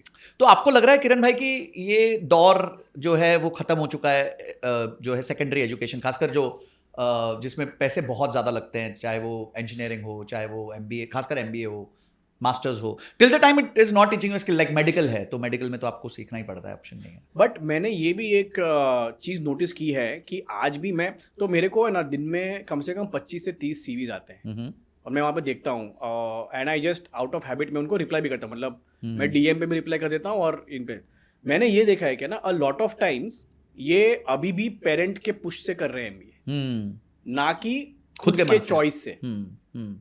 लेकिन ये क्यों कर रहे हैं? क्योंकि उनको उनके पेरेंट्स को भी अगर मैं मेरी बात करूं तो जैसे 90% आया था 10th में, 2 ही ऑप्शन है बेटा, या तो मेडिसिन ले या तो इंजीनियरिंग कर, तीसरा ऑप्शन ही बात नहीं करता कोई। अरे बट क्या पता अगर मैं एक अच्छा सिंगर हूं और मुझे सिंगिंग का शौक है, क्या पता अगर मुझे क्रिएटिविटी करनी है और मुझे I am a very good singer, like I have one a lot of singing competitions, तो किस उस दिशा में किसी ने कभी क्यों सोचा नहीं इंजीनियर कर या तो डॉक्टर बन। डॉक्टर में मैंने बोला ये डॉक्टर, अच्छा ठीक है फिर इंजीनियरिंग कर ले। मैंने तो ये भी बोला अरे चलो इंजीनियरिंग क्यों करूँ, मैं खुद का घर का बिजनेस है और अगर ये पता है कि मुझे वापस चलो शायद इसमें जाना पड़े तो कम से कम मुझे उसके रिलेटेड तो कोर्स करवाओ, मतलब इंजीनियरिंग क्यों करवा रहे हो। तो एक होती है भेड़ चाल, तो अभी भी आधे से ज़्यादा लोग उसमें ही लगे हुए हैं क्योंकि उनको दूसरा ऑप्शन नहीं पता है कि मैं क्या कर सकता हूँ इससे। तो I think very important point that जो हमारे जैसे लोग, आपके मेरे जैसे लोग इससे गुजर चुके हैं ना, वी टेक द लीड और हम नेक्स्ट जेन को दिखाएं कि भाई इसके बाहर भी दुनिया है, बहुत बड़ी दुनिया है, बहुत बड़ी दुनिया है, इनफैक्ट बहुत बड़ी दुनिया है आज तो। डॉक्टर रितेश मलिक आए थे पॉडकास्ट पे, वो बड़ी अच्छी बात बोली, बोलते कि जो स्कूल्स हैं या इंस्टीट्यूशंस है ना, they are made to make you average. कोई भी इंस्टीट्यूशन के पास ये इंसेंटिव नहीं है कि वो 10 बहुत अच्छे बच्चे जो है रिजल्ट में दे, उनको जो हजारों बच्चे उनके साथ है उनको एवरेज बनाना है ताकि वो एक एवरेज लाइफस्टाइल रह सके। तो बोलते हैं इसलिए जो स्कूल एजुकेशन है उसमें जो लोग ड्रॉप आउट कर जाते हैं या जिनको आगे भागना होता है, तेजी चाहिए होती है, वो ड्रॉप आउट कर जाते हैं because schools are made to make you an average. तो अच्छा किरण भाई, अब अगला पॉइंट पे चलते हैं, आपके आइसक्रीम वाले बिजनेस पे। एक बड़ा अजीबोगरीब सा सवाल है मेरे मन में, आपने काफी अच्छे से स्केल किया, ठीक है, पर क्या अगर आपकी जिंदगी में अप्सरा नहीं होता तो क्या गो जीरो आज 3 साल में इधर होता? इसका अगर मैं सीधा आंसर दूं तो ना, ठीक है। देखो क्या होता है कि अप्सरा फॉर एग्जांपल आइसक्रीम का बिजनेस था। अब मेरी family traditionally business family, from a business community रही है, तो शायद आइसक्रीम का बिजनेस ना ही करती तो कुछ और बिजनेस करती। तो लेकिन मेरे अंदर वो जो बिजनेस का कीड़ा है वो तो रहता ही रहता। तो जैसे मैंने बोला कि मैंने डिसाइड किया कि पहला पोस्ट ग्रेजुएशन कंप्लीट करेंगे और उसके बाद फिर देखेंगे बिजनेस ज्वाइन करना क्या करना। लेकिन IIM ज्वाइन करने के बाद भी जो पहले साल में मेरा जो बिजनेस का कीड़ा था वो बाहर निकल के आया और मैंने देखा यार यहाँ पे 700-800 लोग हैं जो पढ़ाई कर रहे हैं, 400 लोग मेरे बैच के, 300 मेरे सीनियर्स और अगले साल मेरे जूनियर्स, तो 800 लोग है यहाँ पे। और बड़ा ही घिस्सू माहौल है, मतलब दिन भर पढ़ाई हो रही है, रात को 2-2 बजे तक कर रहे हैं, क्या कर रहे हैं। अब ऐसे माहौल में टू कीप यू गोइंग आपको क्या चाहिए होता है? थोड़ा सा एंटरटेनमेंट हो गया, खाना पीना हो गया, मस्ती हो गई। अभी यहाँ बैठ के मैंने 2 कप चाय पिया क्योंकि मुझे 2 घंटे आपके साथ बातचीत करनी है, तो मुझे to keep me going I need my daily dose of chai. तो चाय चाहिए वहाँ पे लोगों को। ओके, अब चाय के लिए सोर्स वहाँ पे एक मेस, हमारा जो कैंटीन का जो मेस होता है, वो दिन में 3 बार चाय देता है या चाय शाम को बनता है, लेकिन वो 800 लोगों के लिए बनाता है तो दे धपा घप उसमें दूध चीनी ठोक के अपने हिसाब से डाल रहा है, टेस्ट के नाम पे 0। ठीक है, चाय मिल रही है, गर्म है, बट मजा नहीं बिकॉज वो उनका इंसेंटिव नहीं है। अदरक चाहिए, वो उनका इंसेंटिव नहीं है, उनको है कि भाई खत्म करना है फटाफट, उसके बाद मेरे को शाम का खाना लगाना है, फिर से 800 लोगों के लिए मुझे छोले बनाने हैं, भटूरे बनाने हैं, ये इसमें काम है ऐसे एकदम प्यार से अदरक कूट के डालूं और ये करूँ। ठीक है, तो मैंने सोचा यार ये तो अपॉर्चुनिटी है। तो मैं और मेरे 3-4 दोस्त वहाँ पे बैठे और सोचे कि यार ये इस पे कुछ करना है क्या, मतलब पढ़ाई तो चल रही है अपने, चलो कुछ एक चाय का एक टपरी ऐसा कुछ सेटअप करते हैं और वहाँ से शुरू करते हैं। तो हमने वहाँ पे एक जस्ट टी करके खोला कैंटीन के सामने या थोड़ा सा आगे की साइड, और वहाँ पे हम शुरू कर रहे हैं अलग अलग तरीके की चाय। मतलब चाय यार मसाला चाय होती है, अदरक चाय होती है, किसी को बिना दूध की कड़क लेमन ग्रास लेमन वाली चाय चाहिए होती है, तो वो मतलब 15-20 टाइप की हम लोग ने चाय दी। साथ में हमने थोड़ा सा वो मंचिंग के लिए कुछ दे दिया, पकौड़ा ये वो करके, और 1-2 महीने में वो इतना हिट हो गया कि पब्लिक वो मैस नहीं जा रही है अब आपके पास जब वहाँ फ्री में मिलती है चाय। यहाँ पे तो मैं उनसे 20-25 रुपये लेके कर रहा हूँ, लेकिन जो चाय में हम लोग मसाला डाल रहे हैं, थोड़ा सा अदरक डाल रहे हैं, तो 2-3 लोग को हमने लिया जिनको अच्छी चाय बनानी आती हो, सब करना आता हो। तो वो लखनऊ के हजरतगंज या कहीं से जाके उठा के पत्तियाँ लेके आता था, सब लेके आता, तो पूरी मेहनत करके अच्छी चाय। प्रोफेसर लोग लेक्चर के बाद यहाँ पे आके अरे यार लेट्स हैव किरण चाय, अरे वाह, लेट्स हैव वो चाय, तो वो पी रहे हैं। फिर जब इंटर IIM कैंपस में जो फेस्टिवल होता है, मतलब कॉलेज फेस्टिवल्स होते हैं, तो बाकी सारे IIMs के लोग भी आते हैं, बाकी सारे कॉलेज भी आते हैं और वहाँ पे होता है, तो वो हमारा जो चाय का जो अड्डा था वहाँ पे एक माहौल बन जाता था। मतलब वहाँ पे लोग आके बैठ रहे हैं, आपस में बात कर रहे हैं, अहमदाबाद के लोग आ रहे हैं, कलकत्ता IIM बैंगलोर के लोग आ रहे हैं, सब यहाँ पे बैठ के चाय भी पी रहे हैं। Oh this is started by a student, wow interesting, हमारे कैंपस में तो ऐसा कुछ है नहीं।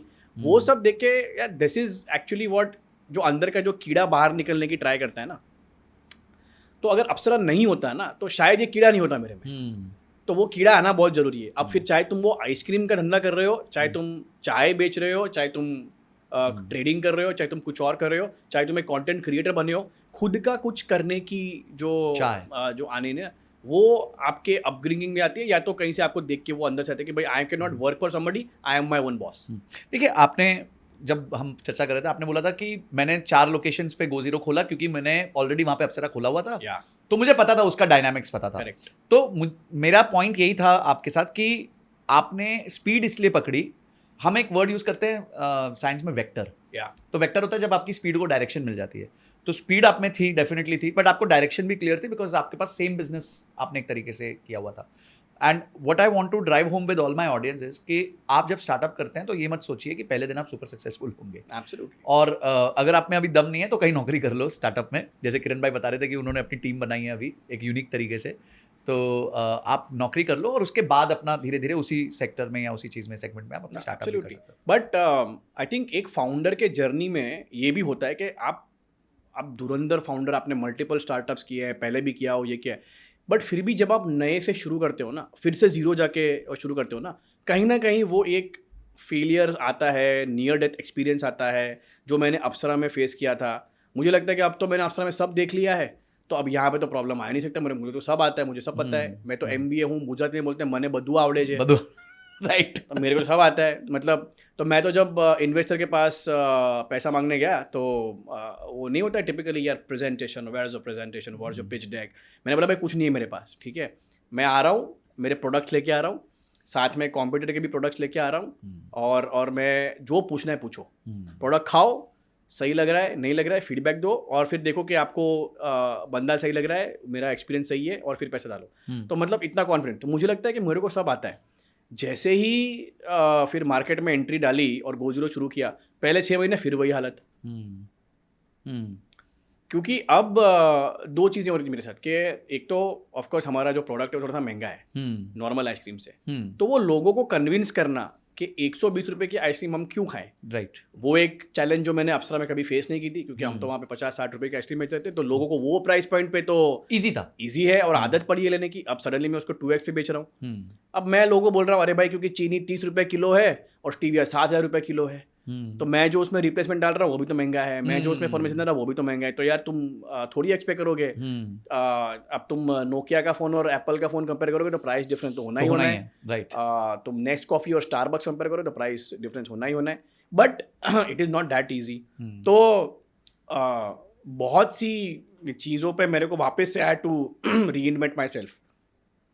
और अप्सरा की तरह हमने यहाँ पे पार्लर्स नहीं खोले थे, तो हमने सिर्फ ऑनलाइन पे फोकस किया।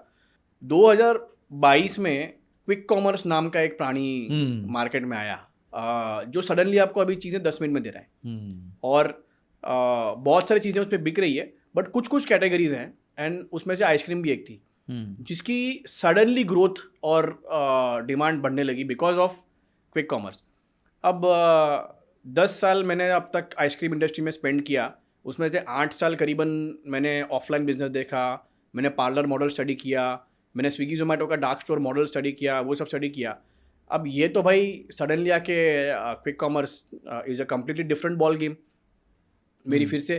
तो ये समझ में आता है कि यार जो आपको लग रहा है ना कि भाई मेरे को सब आता है, मेरे को तो 10 साल का एक्सपीरियंस है, मेरे को ये, भाई आपको कुछ नहीं आता है। You have to always be open to learning new things. तो क्विक कॉमर्स आया, किसी को पता नहीं था कि भाई कैसे 10 मिनट में आ रहा है, कौन आ रहा है, सीखो उस पर क्या बिहेवियर है, कैसे उसके प्लेटफॉर्म्स पे आपको एड्स कराने हैं, कैसे उसका फुलफिलमेंट होता है, replenishment, what is fill rates, what is सारा चीज़ें सीखा, खुद चप्पल घिसाए।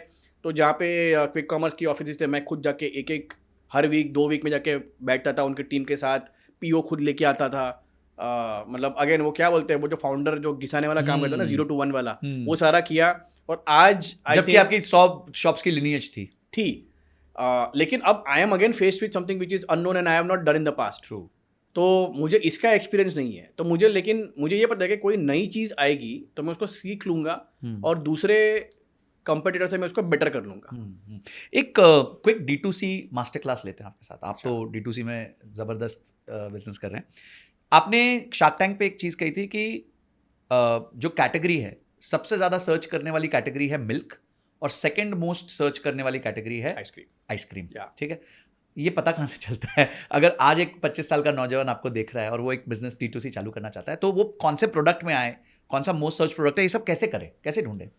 सो आई थिंक आइसक्रीम तो मैंने इसलिए किया था क्योंकि मेरे 10 साल से मैं आइसक्रीम बिजनेस में हूँ। नाउ रही बात ये कैसे पता चलता है, तो 2014 में जब मैं निकल पड़ा था कि कौन से स्टोर डालने चाहिए, तो उस टाइम पे तो डेटा अवेलेबल नहीं था। आज thanks to the internet, thanks to everything around us that we have enough data, तो हमको डेटा आज अवेलेबल है, हम ऑनलाइन देख सकते हैं, हम कहीं से रेफरेंस ले सकते हैं या कोई रिपोर्ट्स पढ़ सकते हैं, तो इसमें ये सारी पॉडकास्ट देख सकते हैं। तो I think podcast today are a source of so much knowledge कि आपको ये सब पता चल सकता है। वीडियो बुक्स है एक तरीके से, वीडियो बुक्स है एक तरीके की। तो आई थिंक यहाँ से आपको ये सब चीज़ें पता चल सकती है।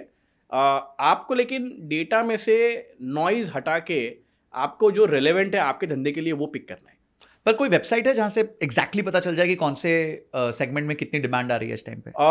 आई थिंक टुडे मेरे हिसाब से वेबसाइट ये वो सब छोड़ के आपको AI का सहारा लेना चाहिए। ओके। AI बेसिकली यही करेगा कि आपको जितना भी इंटरनेट पे फ्री या ओपन अवेलेबल है वो डेटा निकाल के उसमें प्लस वो अपना थोड़ा सा खुद का दिमाग लगा के आपको फिर उसमें से इंसाइट्स देगा। तो आज मैं और इनफैक्ट मेरे जो इन्वेस्टर्स हैं, हम लोग तो एकदम हमने अलग से एक AI का ग्रुप बनाया है। ओके। जिसमें हम लोग सिर्फ AI में हम क्या कर सकते हैं, हम कंटेंट को लेके AI में कैसे यूज़ कर सकते हैं, हम रिसर्च या आगे स्ट्रैटेजी बनाने के लिए AI कैसे यूज़ कर सकते हैं। तो अगर आपको मान लो ये जानना है कि मैं मुझे आइसक्रीम का एक बिजनेस करना है, ओके, तो बिजनेस के लिए जो हमारे MBA में 4 P's जो होता है, product, price, place and promotion. तो प्रोडक्ट आपने डिसाइड किया कि मुझे आइसक्रीम बनाना है, ठीक है। अब उसकी प्राइसिंग कैसे, तो आप AI में you can put the prompt that अगर मेरे को आइसक्रीम को ब्रेकअप करके जितने भी ब्रांड्स है उनका प्राइस ब्रेकअप करके मुझे बताओ कि कौन से सेगमेंट में ज़्यादा स्कोप है, तो वो आपको बताएगा। एंड जो मैंने शार्क टैंक में बोला था कि 3 तरीके की आपको प्राइसिंग मिलेंगी। एक मिलेंगी अमूल, क्वालिटी वॉल्स, जो मास ब्रांड्स हैं, राइट। जो जिनका एक कप होगा 20 से 40 या 50 रुपए के अंदर। फिर आपको एक दूसरी कैटेगरी वो बताएगा जिसमें बास्किन रॉबिन, नेचुरल्स जो आएगी, जो 80 से 100 रुपए की होंगी। और फिर आपको एक तीसरा दिखाएगा प्रीमियम, लंडन डेयरी, हागेनदास, जो 100, 120, 150 रुपए के ऊपर होंगी। अब आप चूज कर सकते हैं कि मुझे किस टाइप का प्रोडक्ट बनाना है। मुझे अमूल के साथ कॉम्पीट करने वाला कोई प्रोडक्ट बनाना है, या मुझे ये 80 से 100 रुपए वाले जो नेचुरल्स हैं या बास्किन रॉबिन्स हैं उस कैटेगरी में प्ले, या मुझे एक स्टारबक्स वाला एक्सपीरियंस देना है, एकदम premium ultra imported chocolate from Madagascar and French vanilla and ultra premium ingredients, luxurious, और 150 160 रुपए वाली आइसक्रीम बना के। लेकिन अभी हर प्रोडक्ट या हर प्राइस पॉइंट पे आपको फिर लोग लिमिटेड हो जाएंगे। जैसे आप अमूल 40 रुपए का है, आप उसको गांव टियर 1 टियर 2 आप डिस्ट्रीब्यूशन में बहुत खेल सकते हो। 150 160 वाला, then you will be limited to your metros या टियर 1 या particular channel. But that is something where AI will help you के टू स्ट्रेटेजाइज के मुझे where to play, what type of channels और what type of price point will I be able to play. Third, फिर आपको ये कि product हो गया, प्राइस हो गया, प्लेस, मुझे बेचना कहाँ है।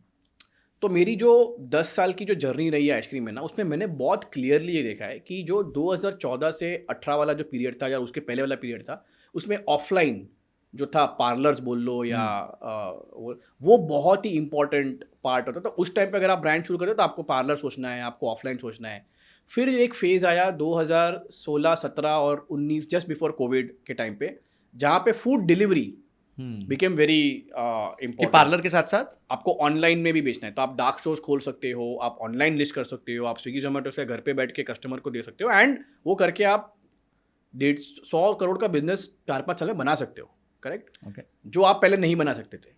आज सिचुएशन ऐसी है कि क्विक कॉमर्स ने आके कंप्लीटली गेम रिवर्स कर दी है।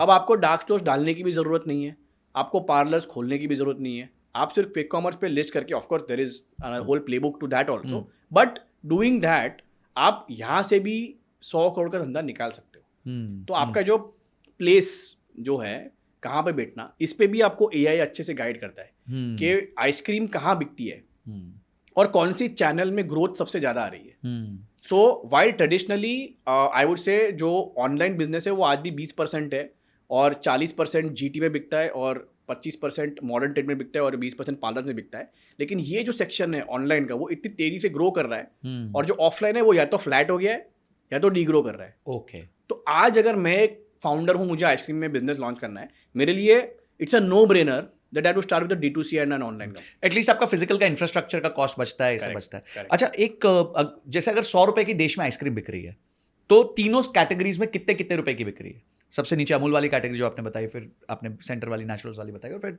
हेगेनडाज़। इफ इट्स लाइक से 100% का पाए है आपका, तो मैक्सिमम जो है मैं प्राइस टर्म्स में कह रहा हूँ, मतलब क्वांटिटी टर्म्स में नहीं। ओके। मतलब एक हो गया कि कितने नंबर ऑफ यूनिट्स बिकते हैं, मैं एक है वैल्यू ऑफ यूनिट्स। मतलब अगर पूरे साल में आपने कहा था 30,000 करोड़ की मार्केट है, करेक्ट, तो 30,000 करोड़ में से सबसे नीचे वाली कैटेगरी कितनी बिकती है? 30,000 करोड़ में से 20-22 या लगभग 20 से 22,000 करोड़ की आइसक्रीम सिर्फ नीचे वाले कैटेगरी में बिकती है, और उसमें भर भर के कंपटीशन है। और फॉर एग्जांपल, ये जो हम अमूल या क्वालिटी वॉल्स की बात करते हैं, तो ये तो हो गए पैन इंडिया ब्रांड, हर स्टेट में या हर आपको कोने में इंडिया के मिलेगा। उसके अलावा रीजन टू रीजन अगर आप जाओगे, जैसे अगर आप साउथ में जाओगे, तो आपको ऐसे छोटे छोटे ब्रांड्स मिलेंगे जिनका product similar to Amul in terms of price point, in terms of flavour, in terms of वो सारा मिलेगा, और वो लोकली 100, 200, 300 करोड़ का धंधा बना के बैठे हैं। और ऐसे आपको साउथ में मिलेगा, वेस्ट में मिलेगा, नॉर्थ में मिलेगा। तो इस वाला जो सेक्शन है जो अमूल टाइप का है, वो ऑलमोस्ट 70-80% मार्केट लेके बैठा है। तो 20-22 हज़ार करोड़ का मार्केट सिर्फ यहाँ बैठा है। और जो सेंटर वाले हैं वो कितने होंगे? सेंटर वाला इज द नेक्स्ट, बिकॉज जैसे जैसे जो आइसक्रीम मोर प्रीमियम होता जाएगा ना, तो धीरे धीरे वो लोगों का आपका वो कम होते जाएगा, क्योंकि इनकम उतनी नहीं है कि मैं 200 रुपये आइसक्रीम पे स्पेंड कर सकूँ। ट्रू। तो ये जो बीच वाला है वो करीबन 8 से 10 हज़ार करोड़ का मार्केट है। Okay okay. और फिर जो लास्ट में जो प्रीमियम, अल्ट्रा प्रीमियम है, वो मुश्किल से 1,000-2,000 करोड़ का मार्केट होगा। सो आपके पास एडवांटेज दोनों साइड में क्या होता है कि इसमें वॉल्यूम बड़ा है लेकिन सबसे ज्यादा कंपटीशन भी इधर है। बिल्कुल है। और और आपके पास स्पेस भी है, मतलब इन टर्म्स ऑफ मार्केट शेयर बहुत बड़ा नंबर है वो। यार मैं तो एक सिंपल सी चीज मानता हूँ कि अगर आपको धंधा बनाना है तो go in the most crowded space, क्योंकि वहाँ पे ऑलरेडी इतना एक्टिविटी है, इतने कस्टमर हैं, इतने लोग हैं, इतने ब्रांड्स हैं कि आपको ज़्यादा हाथ पैर मारने की और एक बेसिक लेवल ऑफ रेवेन्यू आप निकाल पाओगे धंधा। वो सर्वाइवल वाला है, मतलब उसमें कोई बहुत बड़ा वो ब्रांड survival क्रिएट नहीं होगा। अच्छा, एक जैसे ब्यूटी में भी यही बात कही जाती है कि जैसे ही आप 4 डिजिट्स पे पहुंचते हो, यानी कि आप 1000 रुपए से ऊपर का कोई प्रोडक्ट ले आते हो, तो उसका टोटल मार्केट शेयर ही 4% है हमारे भारत देश में। तो यानी कि आपने भी यही कहा कि वो जो टॉप 1000 है करोड़, वो यानी कि 4% ही है टोटल मार्केट का, और उसके नीचे ही सारी मार्केट है, 70% तो बेस केस मार्केट है। अब अगर मैं आइसक्रीम ब्रांड खोल रहा हूँ तो मेरा जो एक वो रेवेन्यू फिगर होता है कि आपका रेवेन्यू होता है, फिर ग्रॉस प्रॉफिट होता है, फिर एबिटा होता है, फिर ईबिट होता है, तो इन लेवल्स पे जो प्रॉफिटेबिलिटी होनी चाहिए वो कितनी होनी चाहिए? आई थिंक एट स्केल अगर मैं बात करूं तो एक आइसक्रीम ब्रांड का ग्रॉस मार्जिन करीबन 50 से 60% पे होना चाहिए after removing your cost of goods, raw material, direct expenses, वो निकाल के 50 इसमें आपके जो डिस्काउंट्स ऑफर करते हो, आप डिलीवरी डिस्काउंट सब निकाल दिया, ठीक है, ओके। उसके बाद आपके आते हैं warehousing costs, logistics costs, हर पार्लर को डिस्ट्रीब्यूट करने का जो कॉस्ट है, वो सारा सेलिंग एंड डिस्ट्रीब्यूशन एक्सपेंसेस होता है। तो वो निकाल के अगर मैं CM1 जो आता है उसके बाद का, वो करीबन 30 to 40% के बीच में आना चाहिए। कंट्रीब्यूशन मार्जिन 1, कंट्रीब्यूशन मार्जिन 1, ठीक है। और उसके बाद में और ये मैं स्टडी स्टेट की बात कर रहा हूँ, तो फिर आपको मार्केटिंग के लिए, प्रमोशंस के लिए, ट्रेड डिस्काउंट्स, कंज्यूमर ऑफर्स, जो मार्केटिंग और सेलिंग वाले एडवर्टाइजिंग वाले एक्सपेंसेस हैं, वो रफली 10 to 15% की रेंज में ऑफ रेवेन्यू होना चाहिए। अर्ली स्टेज पे ज़्यादा होता है बिकॉज ब्रांड नया है, आप कस्टमर एक्विजिशन पे ज़्यादा पैसा स्पेंड कर रहे हो, तो वो 10 to 15% के रेंज में स्टडी स्टेट में पहुंच जाने के बाद जो निकालोगे आप, फिर आपका जो CM2 लेवल पे आएगा वो एटलीस्ट 15 to 20% के रेंज में आना चाहिए। So at a CM2 level you should be at 15 से 20% में। फिर आपके जो फिक्स्ड एक्सपेंसेस है, टीम सैलरीज, रेंट, मिसलेनियस खर्चे, वो सारा निकलने के बाद जो एबिटा आएगा, तो एक solid ice cream business which is like functioning very well, repeat अच्छे हैं, प्रोडक्ट बढ़िया है, स्केल पे आपके एफिशिएंसीज बिल्ड हो गए हैं, एबिटा लेवल पे आप 10 से 15% निकाल सकते हो। That's it, that's very very thin margin, मतलब देखा जाए तो। I mean that is the reality, but because a lot of cost, because ice cream का जो सबसे बड़ा खर्चा जाता है ना, वो कोल्ड लॉजिस्टिक्स में जाता है। तो वो ही एक्सपेंसिव है, मतलब फैक्ट्री से लेके कंज्यूमर के घर तक आपको उसको -18 पर ही रखना है, राइट। तो वो हर स्टेज पे वो infrastructure is very expensive. Versus अगर एक बिस्किट की बात करूँ तो उसको एम्बियंट में मैं बेच सकता हूँ, which is at a fraction of a cost, so which is why this is very expensive. But the good thing is that because the revenues are so high, मतलब आप 400-500 करोड़ पे जा सकते हो टर्नओवर का with in let's say 5-6 years। उस level पे अगर आप 10% एबिटा लेते हो तो absolute number is very high. हाँ, 50 करोड़ रुपए का आपका। तो आप अगर गो जीरो का एक डिजायर्ड P&L होगा तो उसमें पैट मार्जिन कितना होगा, प्रॉफिट आफ्टर टैक्स मार्जिन? अभी ये बोलूंगा तो इन्वेस्टर कल मेरे पीछे पड़ जाएगा, बोलेगा ये तो वहाँ पे बोल के आ गया, इतना एबिटा है तो कहाँ है बताओ, अभी 2-3 साल से तो कुछ आया नहीं। स्टेडी स्टेट वर्ड यूज हुआ है भाई। या, so then that's the question, right? And what is steady state and when that steady state? मेरा क्वेश्चन ये था कि अगर गो जीरो को आइडियल देखना कि भाई मैं यहाँ पहुंचूंगा तो खुश हो जाऊंगा। या सो इसमें अगेन जैसे मैंने शुरू में बोला, अर्ली स्टेज में there is always a burn, you know, to acquire customers. और अगर मैं हमारी जर्नी की बात करूँ तो हमको अभी 3 ही साल हुए हैं। तो हमने 2022 जुलाई में लॉन्च किया। In fact 9th July 2025 today when we are shooting is when we are completed our 3rd year. Heartiest congratulations। तो ऑफिस में सब केक वेक लेकर रेडी है, मैं जैसे आऊँगा सब करेंगे। भाई मोस्ट इंपॉर्टेंट डे पे शूट कर रहा हूँ मैं। 3 साल हो गए। Year on year we have grown 400%। Wow. Every year. And in fact वो जो एक क्रिकेट में होता है ना कि सेंचुरी मारते तो ऐसे बैट ऊपर करते हैं, राइट?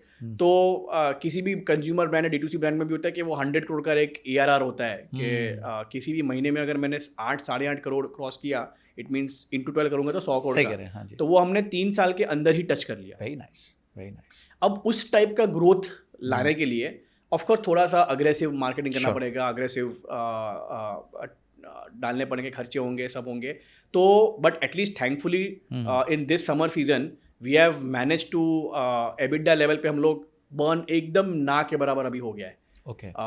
सो यहाँ से अब हमारा जो विजन है वो ये है कि अगले तो जो 3 साल की जर्नी हो गई है, यहाँ से अगले 3 साल में हम इस बिजनेस को और कितना बड़ा बना सकते हैं इन टर्म्स ऑफ टॉप लाइन। मेरे हिसाब से कम 3 गुना बड़ा और ये हो सकता है, और ये मैं सिर्फ आइसक्रीम्स की बात कर रहा हूँ, वाओ, ऑन सिर्फ ऑनलाइन क्विक कॉमर्स की बात कर रहा हूँ।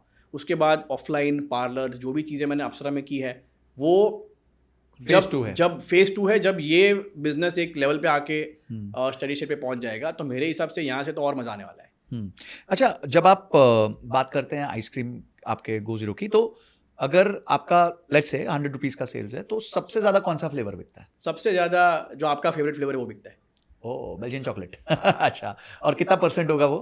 इट वुड बी मेरे हिसाब से 8 से 10% जितना बिकता है। ओके। तो chocolate is a very universal flavour. Exactly. मतलब बहुत कम ब्रांड्स आइसक्रीम में मैंने देखे हैं, मतलब रेयरली कोई देखा है जो बहुत ही खराब चॉकलेट आइसक्रीम बनाता है।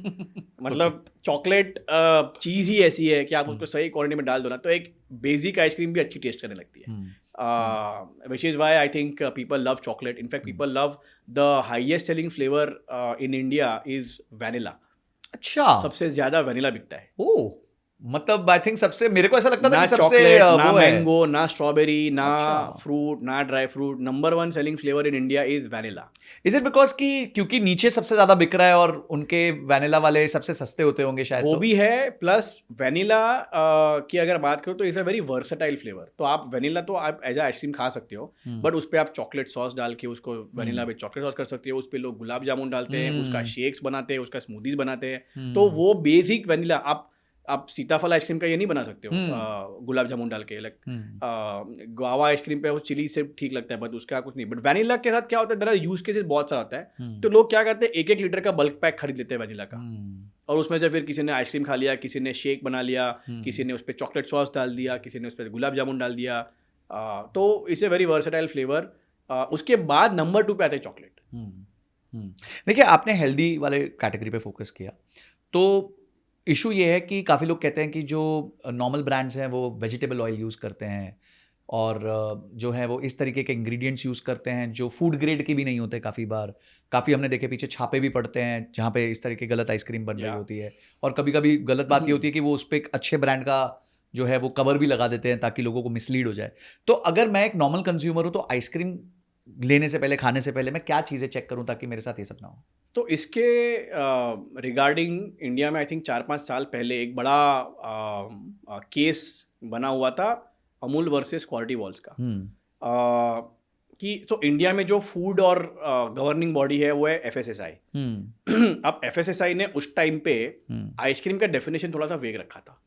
आइसक्रीम जनरली क्या होता है, दूध से बनता है, और उसका में fat is very very important. तो वो मिल्क से आना चाहिए, आपका दूध से उसका फैट आना चाहिए। लेकिन अगर आप दूध के बदले वेजिटेबल फैट यूज करते हो, प्लांट बेस्ड फैट यूज करते हो, जिससे आपको टेक्सचर तो लगेगा कि भाई आइसक्रीम ही, उसमें फ्लेवर डाल दिया, चीनी डाल दी, तो वैसा हो गया, बट टेक्निकली वो आइसक्रीम नहीं है, उसको फ्रोजन डेजर्ट बोलते हैं। Okay, so ice cream versus frozen dessert और FD, ये बहुत बड़ा 4-5 साल पहले अमूल वर्सेस क्वालिटी वॉल्स हुआ था। उसके बाद में government the FSSAI made it mandatory to label your product as frozen dessert if it does not have milk fat in it and if it has vegetable fat. Okay. और अगर मेरे को ये देखना हो, मेरे कोई भी प्रोडक्ट पे जो भी मैं कंज्यूम कर रहा हूं, तो वहां लिखा होता है कि it is a frozen dessert, या फिर वो बहुत छोटे स्टार मार के लिख देते हैं? अब वो तो देखो, सबसे पहले नजर आपकी पड़ती है फ्रंट ऑफ द पैक में। तो किसी भी प्रोडक्ट को आप उठाते हो या शेल्फ में से भी लेते हो या ऑनलाइन भी देखते हो, तो उसका पहला इमेज या पहला विजुअल जो आपके सामने आएगा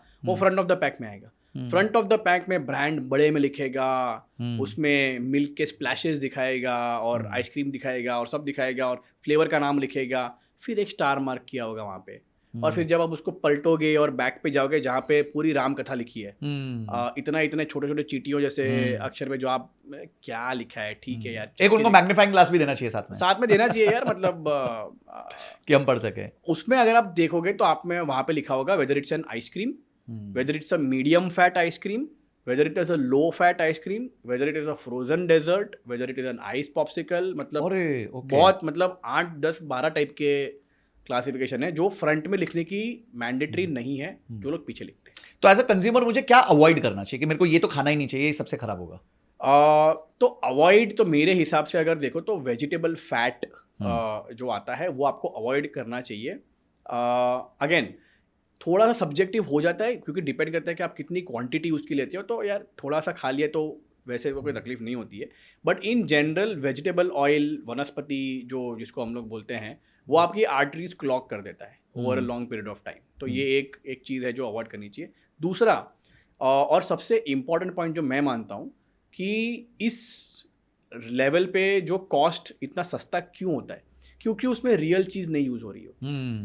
उसमें मैंगो आइसक्रीम लिखा होता है, लेकिन आप पीछे अगर देखोगे उसमें मैंगो के बदले यूज़ होता है मैंगो फ्लेवर और येलो आइसक्रीम, क्योंकि मैंगो येलो है तो फ्लेवर डालोगे तो कलर नहीं आएगा। तो मैंगो आइसक्रीम को येलो बनाने के लिए उसमें डाला जाता है yellow colour. Now these colours, बहुत सारे ऐसे कलर्स और फ्लेवर्स हैं जो बहुत सारे कंट्रीज में बैंड किए गए हो। ओके। तो आप उसके पीछे जाके उसमें होता है उसका ई कोड या INS कोड। तो वो आप INS कोड उसका देखोगे, कलर का क्या कोड है, फ्लेवर का क्या कोड है, वो INS कोड अगर आप गूगल करोगे तो आपको मालूम पड़ेगा कि ये चीज़ मेरे लिए अच्छी नहीं है। बहुत सारे कंट्रीज़ में वो बैंड हो चुकी है, इंडिया में अभी चल रही है, बट आई एम श्योर आज नहीं तो कल ये भी बैंड होने वाला है। तो इस तरीके की चीज़ों से हमको दूर रहना चाहिए। तो थैंक यू करण भाई, इसमें ना हमारे को क्लैरिटी हो गई कि मुझे क्या नहीं खाना है, because that is very important. और पीछे मैंने भी वो अमूल वर्सेस क्वालिटी वॉल्स वाला पढ़ा था सिचुएशन, तो मुझे समझ आ गया कि भाई ये वेजिटेबल ऑयल का फंडा क्या है। आइसक्रीम बिजनेस 4 महीने का बिजनेस है। 50 आपने बोला 50-60% सेल्स वो 4 महीने में आती है। तो बचे हुए 8 महीने में आप क्या प्रेप्स करते हैं, कैसे अपने आप को सस्टेन करते हैं, क्या वो 8 महीने किस तरीके से जाते हैं आपके? तो आइसक्रीम में तो हम बारिश में छुट्टी लेते हैं। अच्छा, ओके। छुट्टी लेनी तो बारिश में लेना, गाँव वाँव जाना तो बारिश में जाना, बाकी के समर पे कहीं हिलना मत यहाँ से। बट जोक्स अपार्ट, तो जैसे 4 महीने में आपका सेल्स होता है, जैसे फेब, मार्च, अप्रैल, मई और थोड़ा सा जून, जैसे फर्स्ट हाफ, उसके बाद बारिश आ जाती है। तो ये आपका सेल्स का पीक सीजन होता है। उसके पहले के जो 2 महीने होते हैं, दिसंबर, जनवरी, दिवाली के बाद का जो थोड़ा सा महीना होता है, उसमें बहुत सारे कैपेसिटी प्लानिंग, RMPM का ऑर्डरिंग, रेट लॉक कर देना कि भाई अगले 4 महीने में मेरे को रॉ मटेरियल लगने वाला है, फ्रूट लगने वाला है, कोको लगने वाला है। कोको का बीच में प्राइस अनाप शनाप भाग रहा था, तो बहुत ही क्रेजी रेट्स पे। तो ये सारी डील्स लॉक करके आपको आपके सीजन के प्रोजेक्शंस के हिसाब से सारा चीज़ तैयार रखनी है कि उस टाइम पे मेरे को धंधे पे इम्पैक्ट नहीं आना चाहिए कि भाई सडनली कोको नहीं आउट ऑफ स्टॉक हो गया। तो वो स्टोर करके आप जगह बनाओ आपके लिए। तो ऑफ सीजन के 2 महीने, सीजन के 2 महीने पहले हम लोग ये करते हैं। ऑफ सीजन में जो थोड़ा सा अगर प्रोजेक्शन ऊपर नीचे हो गया होगा तो थोड़ा सा वो इन्वेंट्री फ्लश आउट होता है। और उसके बाद कंपनियां लग जाती हैं न्यू प्रोडक्ट डेवलपमेंट में कि अभी कौन सा नया फ्लेवर है जो हम कर सकते हैं, क्योंकि इवन तो जो ट्रायल्स और R&D या जो भी होगा वो उस प्लांट में ही होगा। तो सीजन के टाइम पे वो प्लांट इतना बिजी है, लोग बिजी हैं कि आप नया फ्लेवर डेवलप नहीं कर सकते हो, नए ट्रायल नहीं ले सकते हो, कुछ नया चीज़ ट्राई करना तो वो नहीं कर सकते। ऑफ सीजन में हम ये सब करते हैं। जैसे अभी हमारा 1-2 महीने का जो ऑफ सीजन रहेगा, उसमें हम आगे के कौन से नए फ्लेवर्स लाने हैं, कौन सा फॉर्मेट जो है जो कंज्यूमर को पसंद है जो हमको लाना चाहिए, क्या अलग हम कर सकते हैं, इस सारी टाइप्स की चीज़ें हम ऑफ सीजन में करते हैं। आपने गो जीरो में कोई ब्रांड एम्बेसडर नहीं रखा? काफी लोग रखते हैं, किसी एक्टर को, एक्ट्रेस को, क्रिकेटर को। मैं हूं ना। फाउंडर से अच्छा कौन? क्यों, सस्ता भी। सस्ता क्या, फ्री एक तरीके से, ऑलवेज अवेलेबल। नहीं यार, ऐसा नहीं है, बोले फाउंडर का समय सबसे कीमती होता है। जी। तो वो अगर मैं रील बनाने या एक्टिंग में लगाऊंगा तो वो धंधा कौन चलाएगा जी। बट आई थिंक, और ये मेरा मानना है कि शुरू की जो जर्नी होती है जिसमें ट्रस्ट बिल्ड करना बहुत ज़रूरी है आज के टाइम में, क्योंकि कंज्यूमर के पास आज एक ऑप्शंस बहुत सारे हैं। आइसक्रीम में हो चाहे दूसरे किसी भी कैटेगरी में, तो बहुत सारे ऑप्शंस हैं, नंबर 1। नंबर 2, अगर मैं एम्बेसडर या बड़े बड़े मार्केटिंग कैंपेन्स या उस समय अगर पैसा खर्चने कर जाऊंगा तो I will never be able to beat Amul, Kwality Wall's, जो बड़े बड़े लेगेसी ब्रांड्स हैं जिनके पास बहुत मार्केटिंग पैसा है, और ये वो बीट ही नहीं कर पाऊंगा मैं। प्लस तीसरा, आज जब मुझे पता है कि मेरा कंज्यूमर प्रोडक्ट देख रहा है, उसके पीछे के इंग्रेडिएंट्स पढ़ रहा है, उसके पीछे की उसकी स्टोरी उसको जाननी है, तो who better than the founder himself to tell that story to the consumer कि मैंने गो जीरो क्यों शुरू किया। बहुत सारे लाइक फॉर एग्जांपल अगर हम मामा अर्थ का एग्जांपल लें तो गजल और वरुण बहुत बार ये बोलते हैं कि वो लोग जब US से इंडिया आए तो उनके बच्चों के लिए उनको ऐसा प्रोडक्ट नहीं मिल रहा था इंडिया में जो केमिकली फ्री है, सेफ है, which is what led to them creating this brand which is now an iconic brand। जो मैंने देखा था कि पैंडेमिक में लोगों के पास इतना अच्छा ऑप्शन नहीं था जो हेल्दी भी हो और टेस्टी भी हो, तो वो सॉल्व करने के लिए मैंने गोजीरो शुरू की। अब उसमें मैं शुगर के बदले क्या यूज़ कर रहा हूँ, मेरी कैलोरीज दूसरे आइसक्रीम से कम क्यों हैं। Naturally there will be very like so many questions in consumers mind, who better than the founder himself. खुद मैं जाके कंज्यूमर को बोलता हूँ ये है, ये सच है, आपको अच्छा लगा तो भी मुझे बताओ, बुरा लगा तो भी मुझे बताओ, I will improve and I will take the feedback. और मैं तो एक स्टेप और आगे गया हूँ कि मैंने तो हमारा जो पैकेजिंग है, तो गोजीरो का आप बेल्जियन डार्क चॉकलेट कप खा रहे हो ना, अगली बार पता नहीं आपने ध्यान दिया होगा नहीं, उसको पलट के देखना, पीछे आपको एक फोटो दिखेगा और देखोगे ये बंदे को मैंने कहीं देखा है। बैठा था मैं वो साथ मैं में। ही हूँ। सो मैंने अपना फोटो भी उसमें डाल दिया और एक छोटा सा पैराग्राफ लिखा है कि गोजीरो शुरू करने के पीछे मेरा क्या ऑब्जेक्टिव था। I think that is where the connect with today's consumer who is more aware, जिसको पता है कि मेरे लिए क्या अच्छा है, जिसको पता है कि चॉकलेट्स में Belgian chocolate is very good, coffee में Arabica coffee is very good, mango में Alphonso mango is very good, vanilla में देयर इज फ्रेंच वेनिला, तो उनको सब पता है। तो कोई भी आके अगर बोलेगा सेलिब्रिटी या ब्रांड एम्बेसडर कि ये आइसक्रीम अच्छा है आप खाओ, जस्ट बिकॉज कोई फेस या कोई सेलिब्रिटी बोल रहा है, वो मैं I will not, I will take it from the horse's mouth. अच्छा, अभी आपने बोला कि मेरे पास बजटिंग नहीं होगी, पैसे ज्यादा खर्च करेंगे, अभी आपने 30 लाख लोगों को आइसक्रीम खिला दी थी आईपीएल में। तो वो एक्सपीरियंस इसलिए तो अभी नहीं पैसा बचा है। तो टीम ने बोला नहीं कि यार किरण भाई क्या कर रहे हो यार? तो उसमें भी देखो पैसा खर्च तो करना है, अभी जो कैपिटल हमने रेज किया है उसको सही तरीके से डिप्लॉय करना है। तो इसमें भी मेरा एक थॉट प्रोसेस ये था कि मान लो अगर मुझे टीवी पे IPL is the most expensive property today if you want to advertise. True. तो अगर मैं उस पर एक ऐड चलाऊंगा तो खर्चा हो जाएगा 2-3 करोड़ का, अगर पूरे मैचेस में मुझे करना है। प्लस दूसरा सबसे इम्पोर्टेंट चीज़, पब्लिक को सिर्फ वो प्रोडक्ट दिख रहा है, देखने के बेसिस पे उनको पता नहीं है कि गोजीरो क्या है, उनको पता नहीं है कि महंगा है तो मुझे अच्छा लगेगा। और लोगों का एक सबसे बड़ा कंसर्न होता है कि अगर शुगर फ्री है तो टेस्टी है, अगर हेल्दी है तो टेस्टी नहीं होगा, और अगर टेस्टी है तो हेल्दी नहीं होगा। तो ये जो वो होता है, तो वो सिर्फ एक ऐड दिखाने से सॉल्व नहीं होगा। तो अगर मुझे वैसा कुछ करना है तो इंस्टेड ऑफ मैं सिर्फ एक ऐड दिखा के उस पर 2-3 करोड़ स्पेंड करूँ, मैंने उसको रिवर्स खेला। तो मैंने क्या बोला कि आईपीएल फाइनल के दिन जब सबसे ज़्यादा लोग मैच देखने वाले होंगे और जेप्टो से कुछ ऑर्डर कर रहे होंगे या सब वगैरह, तो हमने जेप्टो के साथ मिलके कोलैबोरेशन में ये कैंपेन किया कि उस दिन जो भी जेप्टो से कोई भी चीज़ मंगा रहा हो, 200-300 रुपये का एक हमने थ्रेशोल्ड रखा था, उसके ऊपर सबको एक गोजीरो की आइसक्रीम कॉम्प्लीमेंट्री दे दो। और हमने सिलेक्ट किया आईपीएल फाइनल का दिन, क्योंकि सबसे ज़्यादा उस दिन संडे है, लोग फेस्टिवल मूड में है, चीयरिंग फॉर देयर टीम, और ऑर्डर कर रहे हैं घर पे, चलो चिप्स मंगाते हैं, ये मंगाते हैं, बैठ के मैच देखते हैं, साथ में आपको गोजीरो का आइसक्रीम भी और आ गया। मतलब आपको डिसाइड नहीं करना पड़ा कि मुझे लेना है नहीं लेना है, कौन सा फ्लेवर, आपको मैंने दे दिया, आप खा रहे हो। अगर आपको खा के वो प्रोडक्ट अच्छा लगा, अगली बार वो रिपीट आना ही आना है। तो आपने कहीं देखा ट्रेंड की क्या रिपीट? अगले तो जैसे ही वो कैंपेन होने के बाद हमने फिर अगले 1 वीक या 10 दिन के लिए बाकी के जो भी हमारे कैंपेन से वो बंद कर दिए, पॉज कर दिए। Okay. लेकिन उसके बाद भी उस पर्टिकुलर फ्लेवर, हमने मैंगो फ्लेवर दिया था, उस फ्लेवर का रिपीट वाज गोइंग अप। साथ में हमने क्या किया, सैम्पलिंग के टाइम पे तो छोटा कप दिया था, लगे हाथ हमने 500 ml का जो बड़ा टब है वो भी लॉन्च किया।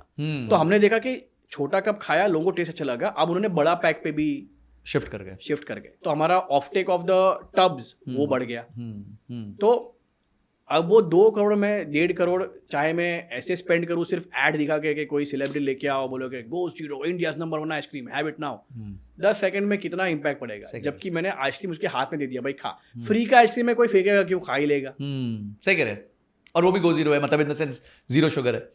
अच्छा, बिजनेस में खासकर कोई भी प्रोडक्ट बिजनेस में एक बहुत बड़ी प्रॉब्लम होती है, जो बिकता है वो है नहीं और जो है वो बिकता नहीं, जिसे हम इन्वेंट्री मैनेजमेंट कहते हैं अंग्रेजी भाषा में।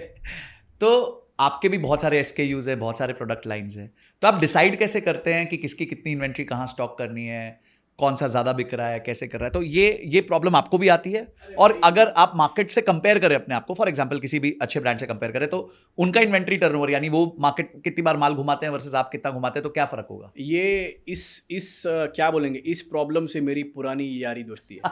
ठीक है, तो ये मैं देखता था जब 2015 में मैंने अप्सरा का स्टोर डाला, और वहाँ पे ऐसे मस्त सजा के AC वाला पार्लर है, 25-30 फ्लेवर लगा है, वो बंदा आ रहा है अंदर, आज नया क्या है, तो मैंने उसको दिखाया, अरे सर ये नया फ्लेवर है, ये ट्राई करो, तो उसने ट्राई किया, मज़ा नहीं आया, दूसरा दिखाओ, ये खाया, 4-5 फ्लेवर उसने खा के आधा कप तो उधर ही खा डाला और चला गया। फिर नहीं चला नहीं गया, अच्छा वो चला नहीं गया, मतलब पैसा, लेकिन फिर खा के इतना सब खा के नहीं यार एक काम करो, तो मेरे को वो गुआवा विद मसाला ही दो। आप लोग का बड़ा फेमस था गुआवा विद मसाला, राइट? तो इसमें क्या होता है, वो भाई मन बना के ही आया था हाँ, कि मैं खाऊंगा तो गुआवा ही, फ्लर्ट कर रहा था। लेकिन आके अरे ये भी चखाओ, ये भी चखाओ, वो भी चखाओ, ऐसे खा के नहीं यार वो मज़ा नहीं आया, वो वाला ही है। सो इसको बोलेंगे परेटो प्रिंसिपल। आपके पास जितने भी फ्लेवर हों, 80% जो धंधा है वो आपके टॉप 20% फ्लेवर से ही आएगा। तो हमारे जैसे 3 या 4 फ्लेवर्स, मैंने बोला बेल्जियन डार्क चॉकलेट है, वो 8 से 10%। तो हमारे जो टॉप 5 फ्लेवर्स है, हीरो प्रोडक्ट्स या बेस्ट सेलर्स या जो भी बोलना है आपने को, उसमें से आपका 70-80% बिजनेस तो आ ही जाता है। दैट डजंट मीन कि आप सिर्फ 5 फ्लेवर लेके मार्केट में लॉन्च करो, क्योंकि at the same time customer को चॉइस देना भी ज़रूरी है। भले वो खा के बाद में फिर अपना बेल्जियन चॉकलेट या वही लेगा, बट एटलीस्ट एक वेराइटी, नंबर 1। नंबर 2, जब तक आप कुछ नया लॉन्च नहीं करोगे, आपको कैसे मालूम पड़ेगा कि ये गुआवा मसाला मेरा नंबर 1 बन सकता है। तो फ्यूचर का हीरो भी आपके नए ट्रायल एंड NPD में से आ सकता है। But at the same time you rightly said, इतने सारा SKUs लेके मैं मार्केट में जाऊंगा, कहीं ना कहीं तो पीछे वो इन्वेंट्री मेरा फंसा हुआ रहेगा। इसके लिए अभी आज थैंकफुली हम ऐसे टाइम में हैं जहाँ पे आपके पास टेक है, जहाँ पे आपके पास बहुत सारा डेटा अवेलेबल है। तो हमारे पास एक पूरा डेटा रिप्लेसमेंट का टीम है जो सारे लोकेशंस जो होते हैं, तो बेसिकली हम लोग पिन कोड क्रॉलिंग करते हैं। अच्छा, जितने भी पिन कोड्स पे हमारा स्टॉक गया हुआ है ना, उसको हम लोग क्रॉल करके सारा डेटा कलेक्ट करते हैं, जिससे हमको मालूम पड़ता है कि कौन से पिन कोड पे कौन सा SKU कितना मूव कर रहा है, कौन सा वाला नहीं मूव कर रहा है। उस हिसाब से फिर हम लोग हमारा प्रोडक्शन प्लानिंग करते हैं, उस हिसाब से हमारा वेयर हाउस प्लानिंग करते हैं, ताकि किसी भी पॉइंट ऑफ टाइम पे हमारे पास 2 या 3 महीने से ज़्यादा का स्टॉक ना पड़ा रहे। तो आपका आइडियल इन्वेंटरी टर्नओवर 3 महीना, आइडियली 3 महीना, उससे कम ही होना चाहिए। और is this the industry norm? Industry में भी 3 महीना है या इंडस्ट्री में अप टू 6 मंथ जाता है। अच्छा, काफी लोग ये भी गलती करते हैं कि देखिए आपको रखना पड़ता है जो नहीं बिकता वो भी, पर वो भी 1/n सिस्टम से चलता है। अगर 20 तरह के मेरे पास फ्लेवर हैं और मेरे को 100 पैकेट्स रखने हैं, तो 100 डिवाइड बाय 20, हर का 5 रख लो। करेक्ट। तो जब आप लोग ये करते हैं तो आप फिर उसमें वो प्रिंसिपल लगाते हैं कि जैसे जो सबसे कम बिक रहा है वो हम सबसे कम रखेंगे इन टर्म्स ऑफ क्वांटिटी, तो वो आप FSN एनालिसिस इसमें होती है? वो करते हैं, लेकिन वो करना भी चाहिए, लेकिन प्रॉब्लम ये होती है कि अब वो लो सेलिंग फ्लेवर क्यों है, क्योंकि कंज्यूमर को पसंद नहीं है। जैसे एक हमने टैमरिंड का आइसक्रीम निकाला था, इमली। अब खट्टा है यार, किसको, तो हमको पता था कि भाई ये नहीं बिकेगा, तो हमने 2-2, 3-3। अब एक particular location, I think Powai था या कौन सा था लोकेशन, वहाँ पे एक ग्रुप ऑफ कंज्यूमर्स को या वहाँ के लोगों को वो बड़ा ही पसंद आ गया। तो वो डब्बे के डब्बे उठा के जा रहे हैं, मतलब दूसरे जगहों पे वो 1 किलो बिक रहा है, यहाँ पे 8 किलो बिक रहा है, क्योंकि उस रीजन या उस लोकेशन के लोगों को वो पसंद आ रहा था for some reason. So I can not say कि ये सब जगह पे इक्वली ही बिकेगा, कि यही सब जगह पे बॉटम में होगा, नहीं, बॉटम भी चेंज होते रहता है। तो वही मैं इसलिए बोल रहा हूँ, पिन कोड लेवल पे थोड़ा सा एनालिसिस करना जरूरी है। और क्विक कॉमर्स ये सारा डेटा आपको देता है? वो देता भी है, नहीं भी देता है, तो थोड़ा सा अगेन वो जुगाड़ थोड़ा सा हमको हमारे एंड से करना पड़ता है। बट अगर 80% एक्यूरेसी से आप ये प्रेडिक्ट कर सकते हो, तो काफ़ी हद तक ये प्रॉब्लम सॉल्व कर सकते हो। ग्रेट।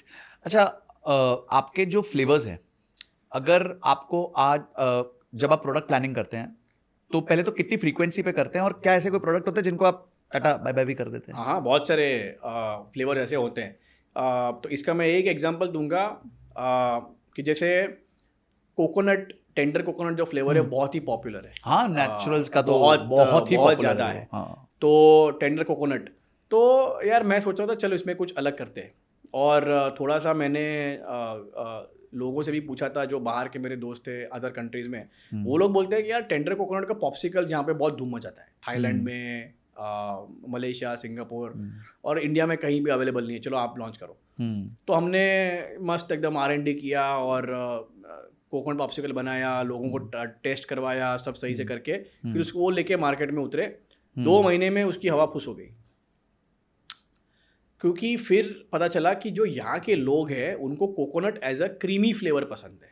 उनको पॉप्सिकल नहीं चाहिए, उनको एक आइसक्रीम फॉर्मेट में चाहिए, दूध डालो उसमें, मलाई डालो उसमें, एकदम थिक चाहिए, मतलब लगना चाहिए कि माल लगा नहीं खा रहे हैं हम लोग, और आपने मेरे को पॉप्सिकल दे दिया है। दूसरे कंट्री में चल रहा होगा लेकिन यहाँ के कस्टमर को वो नहीं पसंद है। तो इसीलिए वो फिर देखो, अगर जब तुमको मालूम पड़ रहा है कि भाई कस्टमर को कोई फ्लेवर पसंद नहीं आ रहा है, तो यू शुड नॉट मतलब ईगो में आके नहीं यार इतना बढ़िया फ्लेवर है कैसे नहीं पसंद आ रहा है, मैं तो इस पर और डिस्काउंट चलाऊंगा और मार्केटिंग डालूंगा, देखता हूँ कैसे नंबर 1 पे नहीं आता है। Just take the feedback, listen to your consumer, और ये मैंने पीएनजी में सीखा है। नहीं चल रहा है तो it's called fail the failure faster. अगर कोई प्रोडक्ट नहीं चल रहा है ना, उसको फटाक से किल कर दो यार, मतलब इसके पीछे और टाइम वेस्ट मत करो, और लर्निंग लो, और दूसरा जो फ्लेवर आप लॉन्च करो ना उसमें फिर वो रिपीट मत करो। अच्छा, आपका ऑडियंस स्प्लिट अगर देखा जाए तो मेरे हिसाब से ज्यादातर जेनजी होगा, मतलब in the range of let's say 25ish to 35ish range.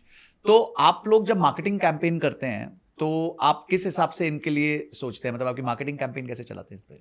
तो मार्केटिंग आई थिंक 2 चीज़ें हैं, एक तो जेनजी है, उनको जो भी चीज़ चाहिए उनको आजकल ऑनलाइन चाहिए, मतलब कहीं उतर के जाने वाली बात ही नहीं है, तो उनको एकदम कन्वीनियंस चाहिए, उनको एकदम उस तरीके का कम्युनिकेशन होना चाहिए। और दूसरा, उनको अगर आपने सही से नहीं बताया ना कि भाई ये प्रोडक्ट मेरे लिए वैल्यूएबल क्यों है, जस्ट बिकॉज अगर आप उसको कूल तरीके से प्रेजेंट करोगे ना तो वो 3 सेकंड में उसको स्किप कर जाएगा। अच्छा, सिर्फ प्रेजेंटेशन से काम नहीं चलता? नहीं चलेगा, बिल्कुल भी नहीं चलेगा। क्योंकि आज अगर मैं ये हम लोग टीम के साथ बैठे थे और मैं उनको एक सिंपल चीज़ बताता हूँ, अगर आपने जो कंटेंट बनाया उसमें अगर मैंने गो जीरो को आइसक्रीम निकाल के उसके बदले एक बास्किन रॉबिन्स का आइसक्रीम उसी कंटेंट में डाला, और क्या वो कंटेंट विल मेक सेंस? अगर आंसर येस है तो आपने गलत। बिल्कुल, ओह वेरी नाइस। आपके कंटेंट जो आपका रील है या आपका ऐड है उसमें अगर आप आइसक्रीम निकाल के किसी और ब्रांड का आइसक्रीम फिट कर दो और वो मेक सेंस करेगा, तो आपने सही तरीके से आपका ऑडियंस को नहीं समझा और सही तरीके से आपने कंटेंट नहीं बनाया, आपने अपने आप को सही पोजीशन ही नहीं किया, नहीं की है।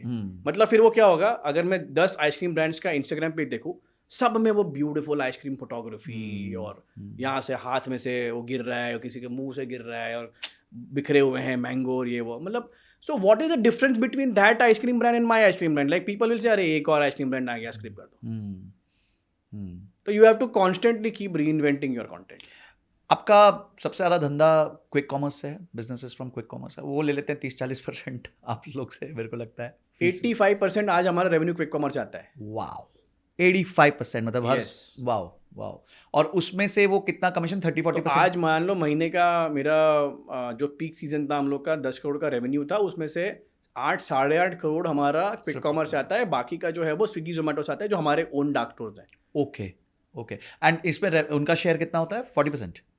अराउंड 35%। तो मतलब एक तरीके से आप उनको कंसिस्टेंटली 2.5-3 करोड़ रुपए कमा के देते रहते हो, और उससे ज़्यादा मतलब मार्केटिंग में भी स्पेंड कर रहे हैं। तो आपको नहीं लगता कि it's like you know, sorry वापस लूंगा, तो आपको नहीं लगता कि इट्स लाइक सारे ब्रांड्स जो हैं आज वो इन लोगों के मोहताज हो गए हैं? ऐसा नहीं, सबका खुद का कोई एड्रेस नहीं है। फॉर एग्जांपल मैं एक उदाहरण लेना चाहूंगा कि जैसे अगर हम हिंदुस्तान यूनिलीवर देखें या फिर पीएनजी देखें, तो they have their own standing, they have their own address, you know, चाहे वो सर्फ एक्सेल हो या जिलेट भी हो, दैट वेज। तो क्या आपको ये नहीं लगता कि कल को let's take everyone out of the equation, every website fails, तो गो जीरो का क्या होगा, या कोई भी ऐसे D2C ब्रांड का क्या होगा? लेकिन अगर मैं वैसे देखूं तो खुद का चैनल ही होगा जहां पे आप इवेंचुअली माल बेचोगे। Like just to give you the same example in my previous business, अगर अप्सरा के पार्लर्स नहीं होंगे तो क्या होगा? तो वो क्वेश्चन तो मेरे ख्याल से यूनिवर्सली है, लेकिन उसमें एक मज़ेदार बात यह है कि आज फॉर एग्जांपल गो जीरो जो नया ब्रांड है मार्केट में, वो 35% मार्जिन दे रहा है, लेकिन जो अमूल है या जो क्वालिटी वॉल से जो बड़ा ब्रांड है वो थोड़ी 35% मार्जिन दे रहा है, वो तो 4-5-3, वो समवेयर अराउंड 20-22% जितना दे रहा है। तो मेरे से 15% या मार्जिन कम दे रहा है वो, तो उतना उसका बॉटम लाइन ऑलरेडी मेरे से बेटर दिखेगा। लेकिन वो उस लेवल पे क्यों है? वो उसलिए है कि so at the end of the day quick commerce को क्या करना है कि उनके जो डार्क स्टोर्स हैं उस पर जो पर स्क्वायर फुट जो रेवेन्यू आता है, डार्क स्टोर का जो पर स्क्वायर फुट रेवेन्यू है, वो उनको मैक्सिमाइज करना है। जैसे ही उन्होंने क्वालिटी वॉल्स, अमूल, जो ब्रांड लोगों के दिमाग में पता है उनको कि क्या है, वैसे किया है, वो ऑटोमेटिकली पुल हो जाता है। मतलब लोगों को पता है मेरे को अमूल आइसक्रीम चाहिए, पहले मुझे नीचे जाके लेना पड़ता था, अब मैं फटाक से 10 मिनट में मंगा सकता हूँ। Versus brand like go zero, जब तक ब्रांड उस पर एक्टिवली मार्केटिंग नहीं डालेगा या ऑफर नहीं चलाया गया तो वो पुश नहीं होगा। जब तक पुश नहीं होगा तब तक वो उसके उतनी जगह खाएगा। तो अमूल जैसे मान लो 100 स्क्वायर फीट डार्क स्टोर है, 80% 80 स्क्वायर फीट में अमूल का माल रखा है, 20 स्क्वायर फीट में गो जीरो का माल रखा है। लेकिन जितना अमूल का माल बिक रहा है उतना गो जीरो का माल नहीं बिक रहा है। लेकिन उसको रेंट तो हर स्क्वायर फीट पे उतना ही लग रहा है। तो थोड़ा सा मार्जिन इसलिए वहाँ पे हम लोग को नए ब्रांड को, जैसे ही आप एक स्केल पे आओगे, जैसे ही आप एक उस लेवल पे आओगे, then you are in a position to again negotiate with them. अगर जेप्टो, ब्लिंकिट, इंस्टामार्ट के लोग ये पॉडकास्ट देख रहे हैं तो इस बात पे गौर करें। आज हम उस लेवल पे नहीं है, 2 साल में हो जाएंगे। ये क्लिप काट के भेजेंगे। ओके, थैंक यू किरण भाई, आपने ना बहुत अच्छे से समझाया। अब एक क्विक छोटे छोटे रैपिड फायर करते हैं। अरे वाह। 5-6 क्वेश्चंस पूछूंगा आपसे और फिर एक लास्ट में जो हम गिफ्ट हमने सोचा था सबके लिए वो हम अनाउंस करेंगे। सबसे पहला है, आपका फेवरेट फ्लेवर कौन सा है? Madagascar chocolate bar. Okay. Second, आपका favourite brand apart from Go Zero? Apsara. I think I caught you Question- there. हाँ, You question should degree have- बनाया मैंने। You should have said apart from Go Zero and Apsara. अप्सरा। ठीक है, वैसे मुझे समझ आ गया था कौन सा होगा बिकॉज आपने उनका बहुत एग्जाम्पल लिया है। वन ब्रांड यू फील कि यार ये स्पेस में ना आए तो बहुत अच्छा है, मैं ठीक रहूंगा? Ben and Jerry's. ओके, काफी लोगों को तो पता ही नहीं It's होगा। one of the, मतलब मैं सिंगापुर में 3 साल रहा और बिकॉज फैमिली बिजनेस आइसक्रीम करते तो मैं जाके देखता था कि आइसक्रीम कौन से ब्रांड्स है। Ben and Jerry's was a class brand which was available in all the international markets. वो अभी तक इंडिया में नहीं आया है, लेकिन मुझे लगता है जिस दिन आएगा और अगर तो इंडिया एज अ कंट्री और एज अ डेमोग्राफिक क्रैक करना डिफिकल्ट है, तो थोड़ा सा शायद वहाँ पे इंटरनेशनल ब्रांड जल्दी नहीं आते हैं। बट जिस दिन आ गया, I think Ben and Jerry's would be a great brand जो इस कैटेगरी को डिस्टर्ब कर सकता है। ग्रेट, चलो अभी तो नहीं है, तो अभी तो गो जीरो पे ही रहेंगे हम डेफिनेटली।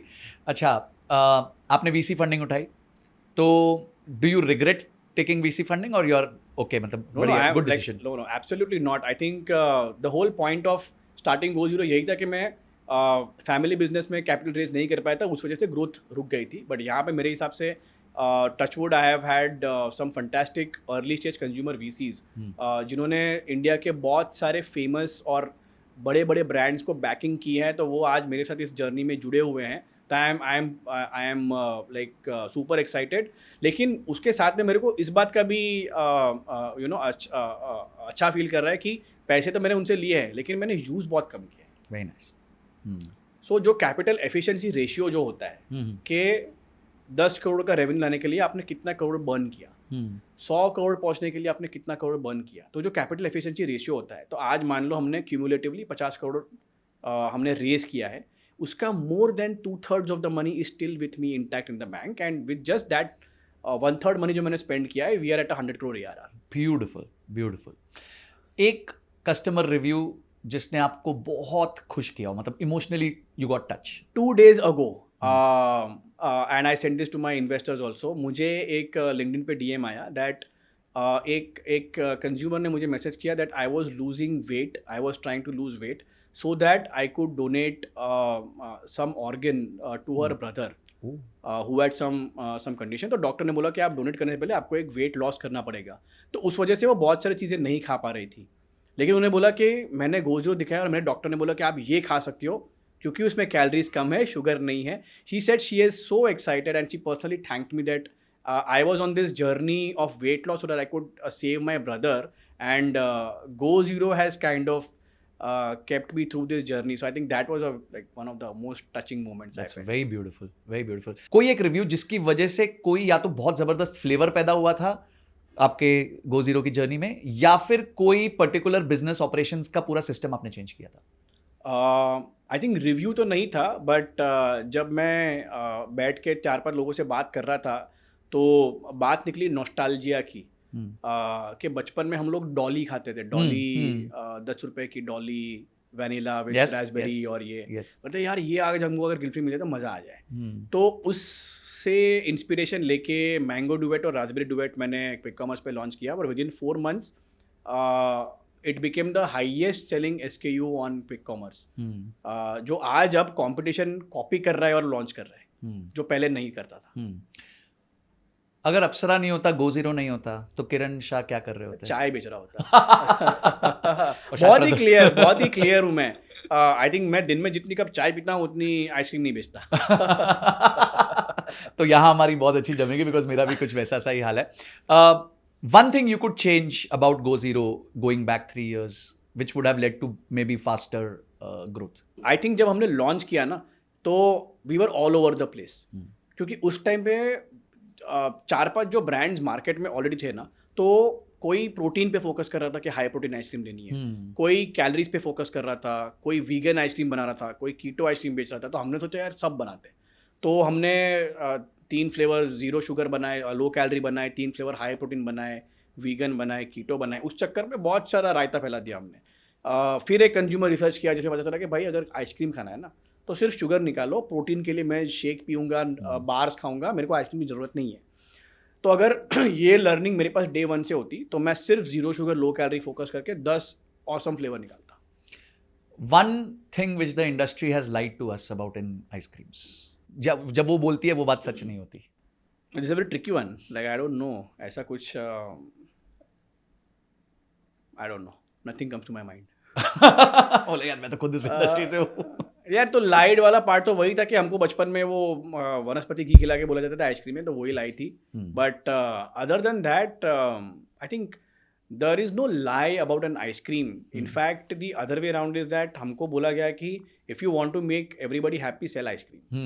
तो आइसक्रीम ऐसी चीज़ है जो हम बचपन में भी, अरे अच्छे मार्क्स लाएंगे चल तेरे को आइसक्रीम खाने ले जाऊंगा, या मूड ऑफ है किसी का, ब्रेकअप हुआ चलो आइसक्रीम खाने जाते हैं. तो I think you can never lie anything about ice cream. But I think what people or what brands have not done is not told the truth, which is not the same as telling a lie. जैसे हमने बोला कि वो magnifying glass, तो मैंने लिखा है कहीं तो पीछे कि ये है, हाईलाइट नहीं किया. मैंने हाईलाइट नहीं किया है और मैं दूसरी चीज़ों पे फोकस करते आ रहा था. तो आई थिंक जैसे ब्रांड्स मोर ट्रांसपेरेंट होंगे और इस बारे में मोर ओपनली अपने कंज्यूमर से बात करेंगे, that trust and that rapport will be even more. Is your father proud of you? He is extremely proud of me. Great. तो आपको अच्छा लगता है जब आप उनको बताते हैं मैंने इतना अच्छा अचीव किया? एब्सोल्युटली. जिस दिन हम शार्क टैंक पे आए थे, उन्होंने वो रिकॉर्ड करके अपने फ़ोन में जितने भी उनके कॉन्टैक्ट्स थे उनको सबको फॉरवर्ड किया, and he was like the proudest man eight that point of time. Airport पे जाते हैं लोग रिकग्नाइज करते हैं? अरे बहुत ज़्यादा. मतलब मेरा भी थोड़ा सा आई एम बिकम फेमस और इनफेमस फॉर माई लिंक्डइन ज्ञान. Yes. आप बहुत अच्छा देते मैं हैं. लिखते रहता हूँ. तो it also feels good that I am sitting in the airport and just doing my stuff and people walk up to me and saying Kiran I follow you on LinkedIn, can I take a selfie with you. जी. तो great किरण, once again मज़ा आ गया. एक तो आपके साथ जो हमारा कनेक्शन निकला वो मतलब it was path breaking and ice breaking, rather not path breaking, it was biggest ice breaking thing with us. और उसके अलावा जो आपने आज दिया है वो एक मास्टर क्लास है बिजनेस में. आई एम श्योर आप लोग अगर एंड तक रुके हैं तो जो हम गिफ्ट आपको देना चाहते हैं आप डिजर्व करते हैं. तो किरण हैज़ वेरी जनरसली एक्सेप्टेड. मैंने उनको एक बात बोली थी तो उन्होंने बिल्कुल सोचा ही नहीं, बोले हाँ संजय भाई, मतलब आप जो बोल रहे हो हम कर लेंगे. देखिए, हम एंटरप्रेन्योरशिप को मैं पर्सनली भी बहुत प्रमोट करना चाहता हूँ और मैं चाहता हूँ लोग जुड़ें, और बट उनको मेंटरशिप की ज़रूरत है और कभी कभी कैपिटल की ज़रूरत है. तो आप में से किसी के पास भी अगर कोई यूनिक फूड या आइसक्रीम को लेकर आइडिया है तो हम नीचे गूगल फॉर्म दे रहे हैं, आप उसको भरिए, उसमें अपने आइडिया का डिस्क्रिप्शन दीजिए और वो हम गो जीरो की टीम को भेजेंगे. अगर गो जीरो की टीम को वो आइडिया पसंद आया तो किरण भाई जो है आपको 5 लाख तक का ग्रांट देंगे without taking any equity in your company. और उसके अलावा बिजनेस पे सपोर्ट जो आपको लगेगा, जो हेल्प लगेगी वो भी देंगे. बट आपका आइडिया बड़ा यूनिक होना चाहिए और उनको पसंद आना चाहिए. तो डिस्क्रिप्शन में हमने एक फॉर्म दिया हुआ है, आप उस फॉर्म को भरिए और डेफिनेटली अगर आपका आइडिया अच्छा होगा तो गो जीरो टीम आपको रीच आउट करेगी, पर्सनली रीच आउट करेगी और आपको इस अपॉर्चुनिटी में अवेल करवाएगी. किरण भाई, thank you so much for taking this time, thank you so much for giving this master class. और मैं तो बहुत बहुत खुश हूँ, मैंने बहुत कुछ सीखा है आपसे. अरे यार, और आई थिंक जो कनेक्शन निकला वो तो बढ़िया ही था, बट बातचीत करते करते ये जो ऑलमोस्ट 1.5-2 घंटे कहाँ निकल गए. हम लोग हमेशा ये बात करते हैं कि आज का अटेंशन स्पैन जो लोगों का है वो इतना छोटा हो गया है कि लोगों को 10-10, 15-15 सेकंड वाले रील चाहिए. बट आज के ज़माने में आप जो 1 घंटा, 1.5 घंटा, 2 घंटे वाले एपिसोड्स बना के लोगों को इतना एडुकेट, अवेयर और इन्फॉर्मेशन देते हो and people are watching this, I think that is something which I really love. So hats off to you. Thank you so much. और गेस्ट वैसे होते हैं जिनके पास उतनी नॉलेज होती है, डेप्थ होती है, बात करने का तरीका होता है, कनेक्शन होता है, और वो डेफिनेटली आपके पास है. And I am sure people will reach out to you personally and they will fill the form, और कुछ ना कुछ किसी के साथ बहुत अच्छा होगा. Absolutely looking forward to it. Thank you. तो गाइज, अगर आप यहाँ तक आ चुके हैं तो आपने वीडियो को एंड तक जरूर देखा है. अब कुछ काम आपको मेरे लिए करने होंगे। पहले आपको यह बताना पड़ेगा कि आपकी टॉप 5 लर्निंग्स आज के पॉडकास्ट से क्या रही हैं, उनको जरा कमेंट बॉक्स में लिख दीजिए। उसके अलावा इस वीडियो को एटलीस्ट 5 लोगों को भेजिए जिनको इस तरीके की लर्निंग चाहिए ताकि वो अपने बिजनेस में सक्सेसफुल हो सके। नेक्स्ट, मुझ में आपको क्या इंप्रूवमेंट चाहिए वो भी मुझे कमेंट सेक्शन में बताइए ताकि मैं अपने आप को इंप्रूव कर सकूं। एक गूगल शीट दी हुई है कि आप पार्टिसिपेट कर सके 5 लाख रुपीस के ग्रांट में फ्रॉम गो जीरो, और एक और शीट है जिसमें आप मुझे बता सकते हैं कि आपको मेरे पॉडकास्ट में और कौन सा गेस्ट चाहिए। और गाइस, जाने से पहले फाइनली एक बार सब्सक्राइब जरूर दबा देना और घंटी दबा देना ताकि ऐसे ही पावरफुल गेस्ट्स मैं आपके लिए लेके आ सकूं। मिलते हैं अगले पॉडकास्ट में, तब तक के लिए जय हिंद जय भारत।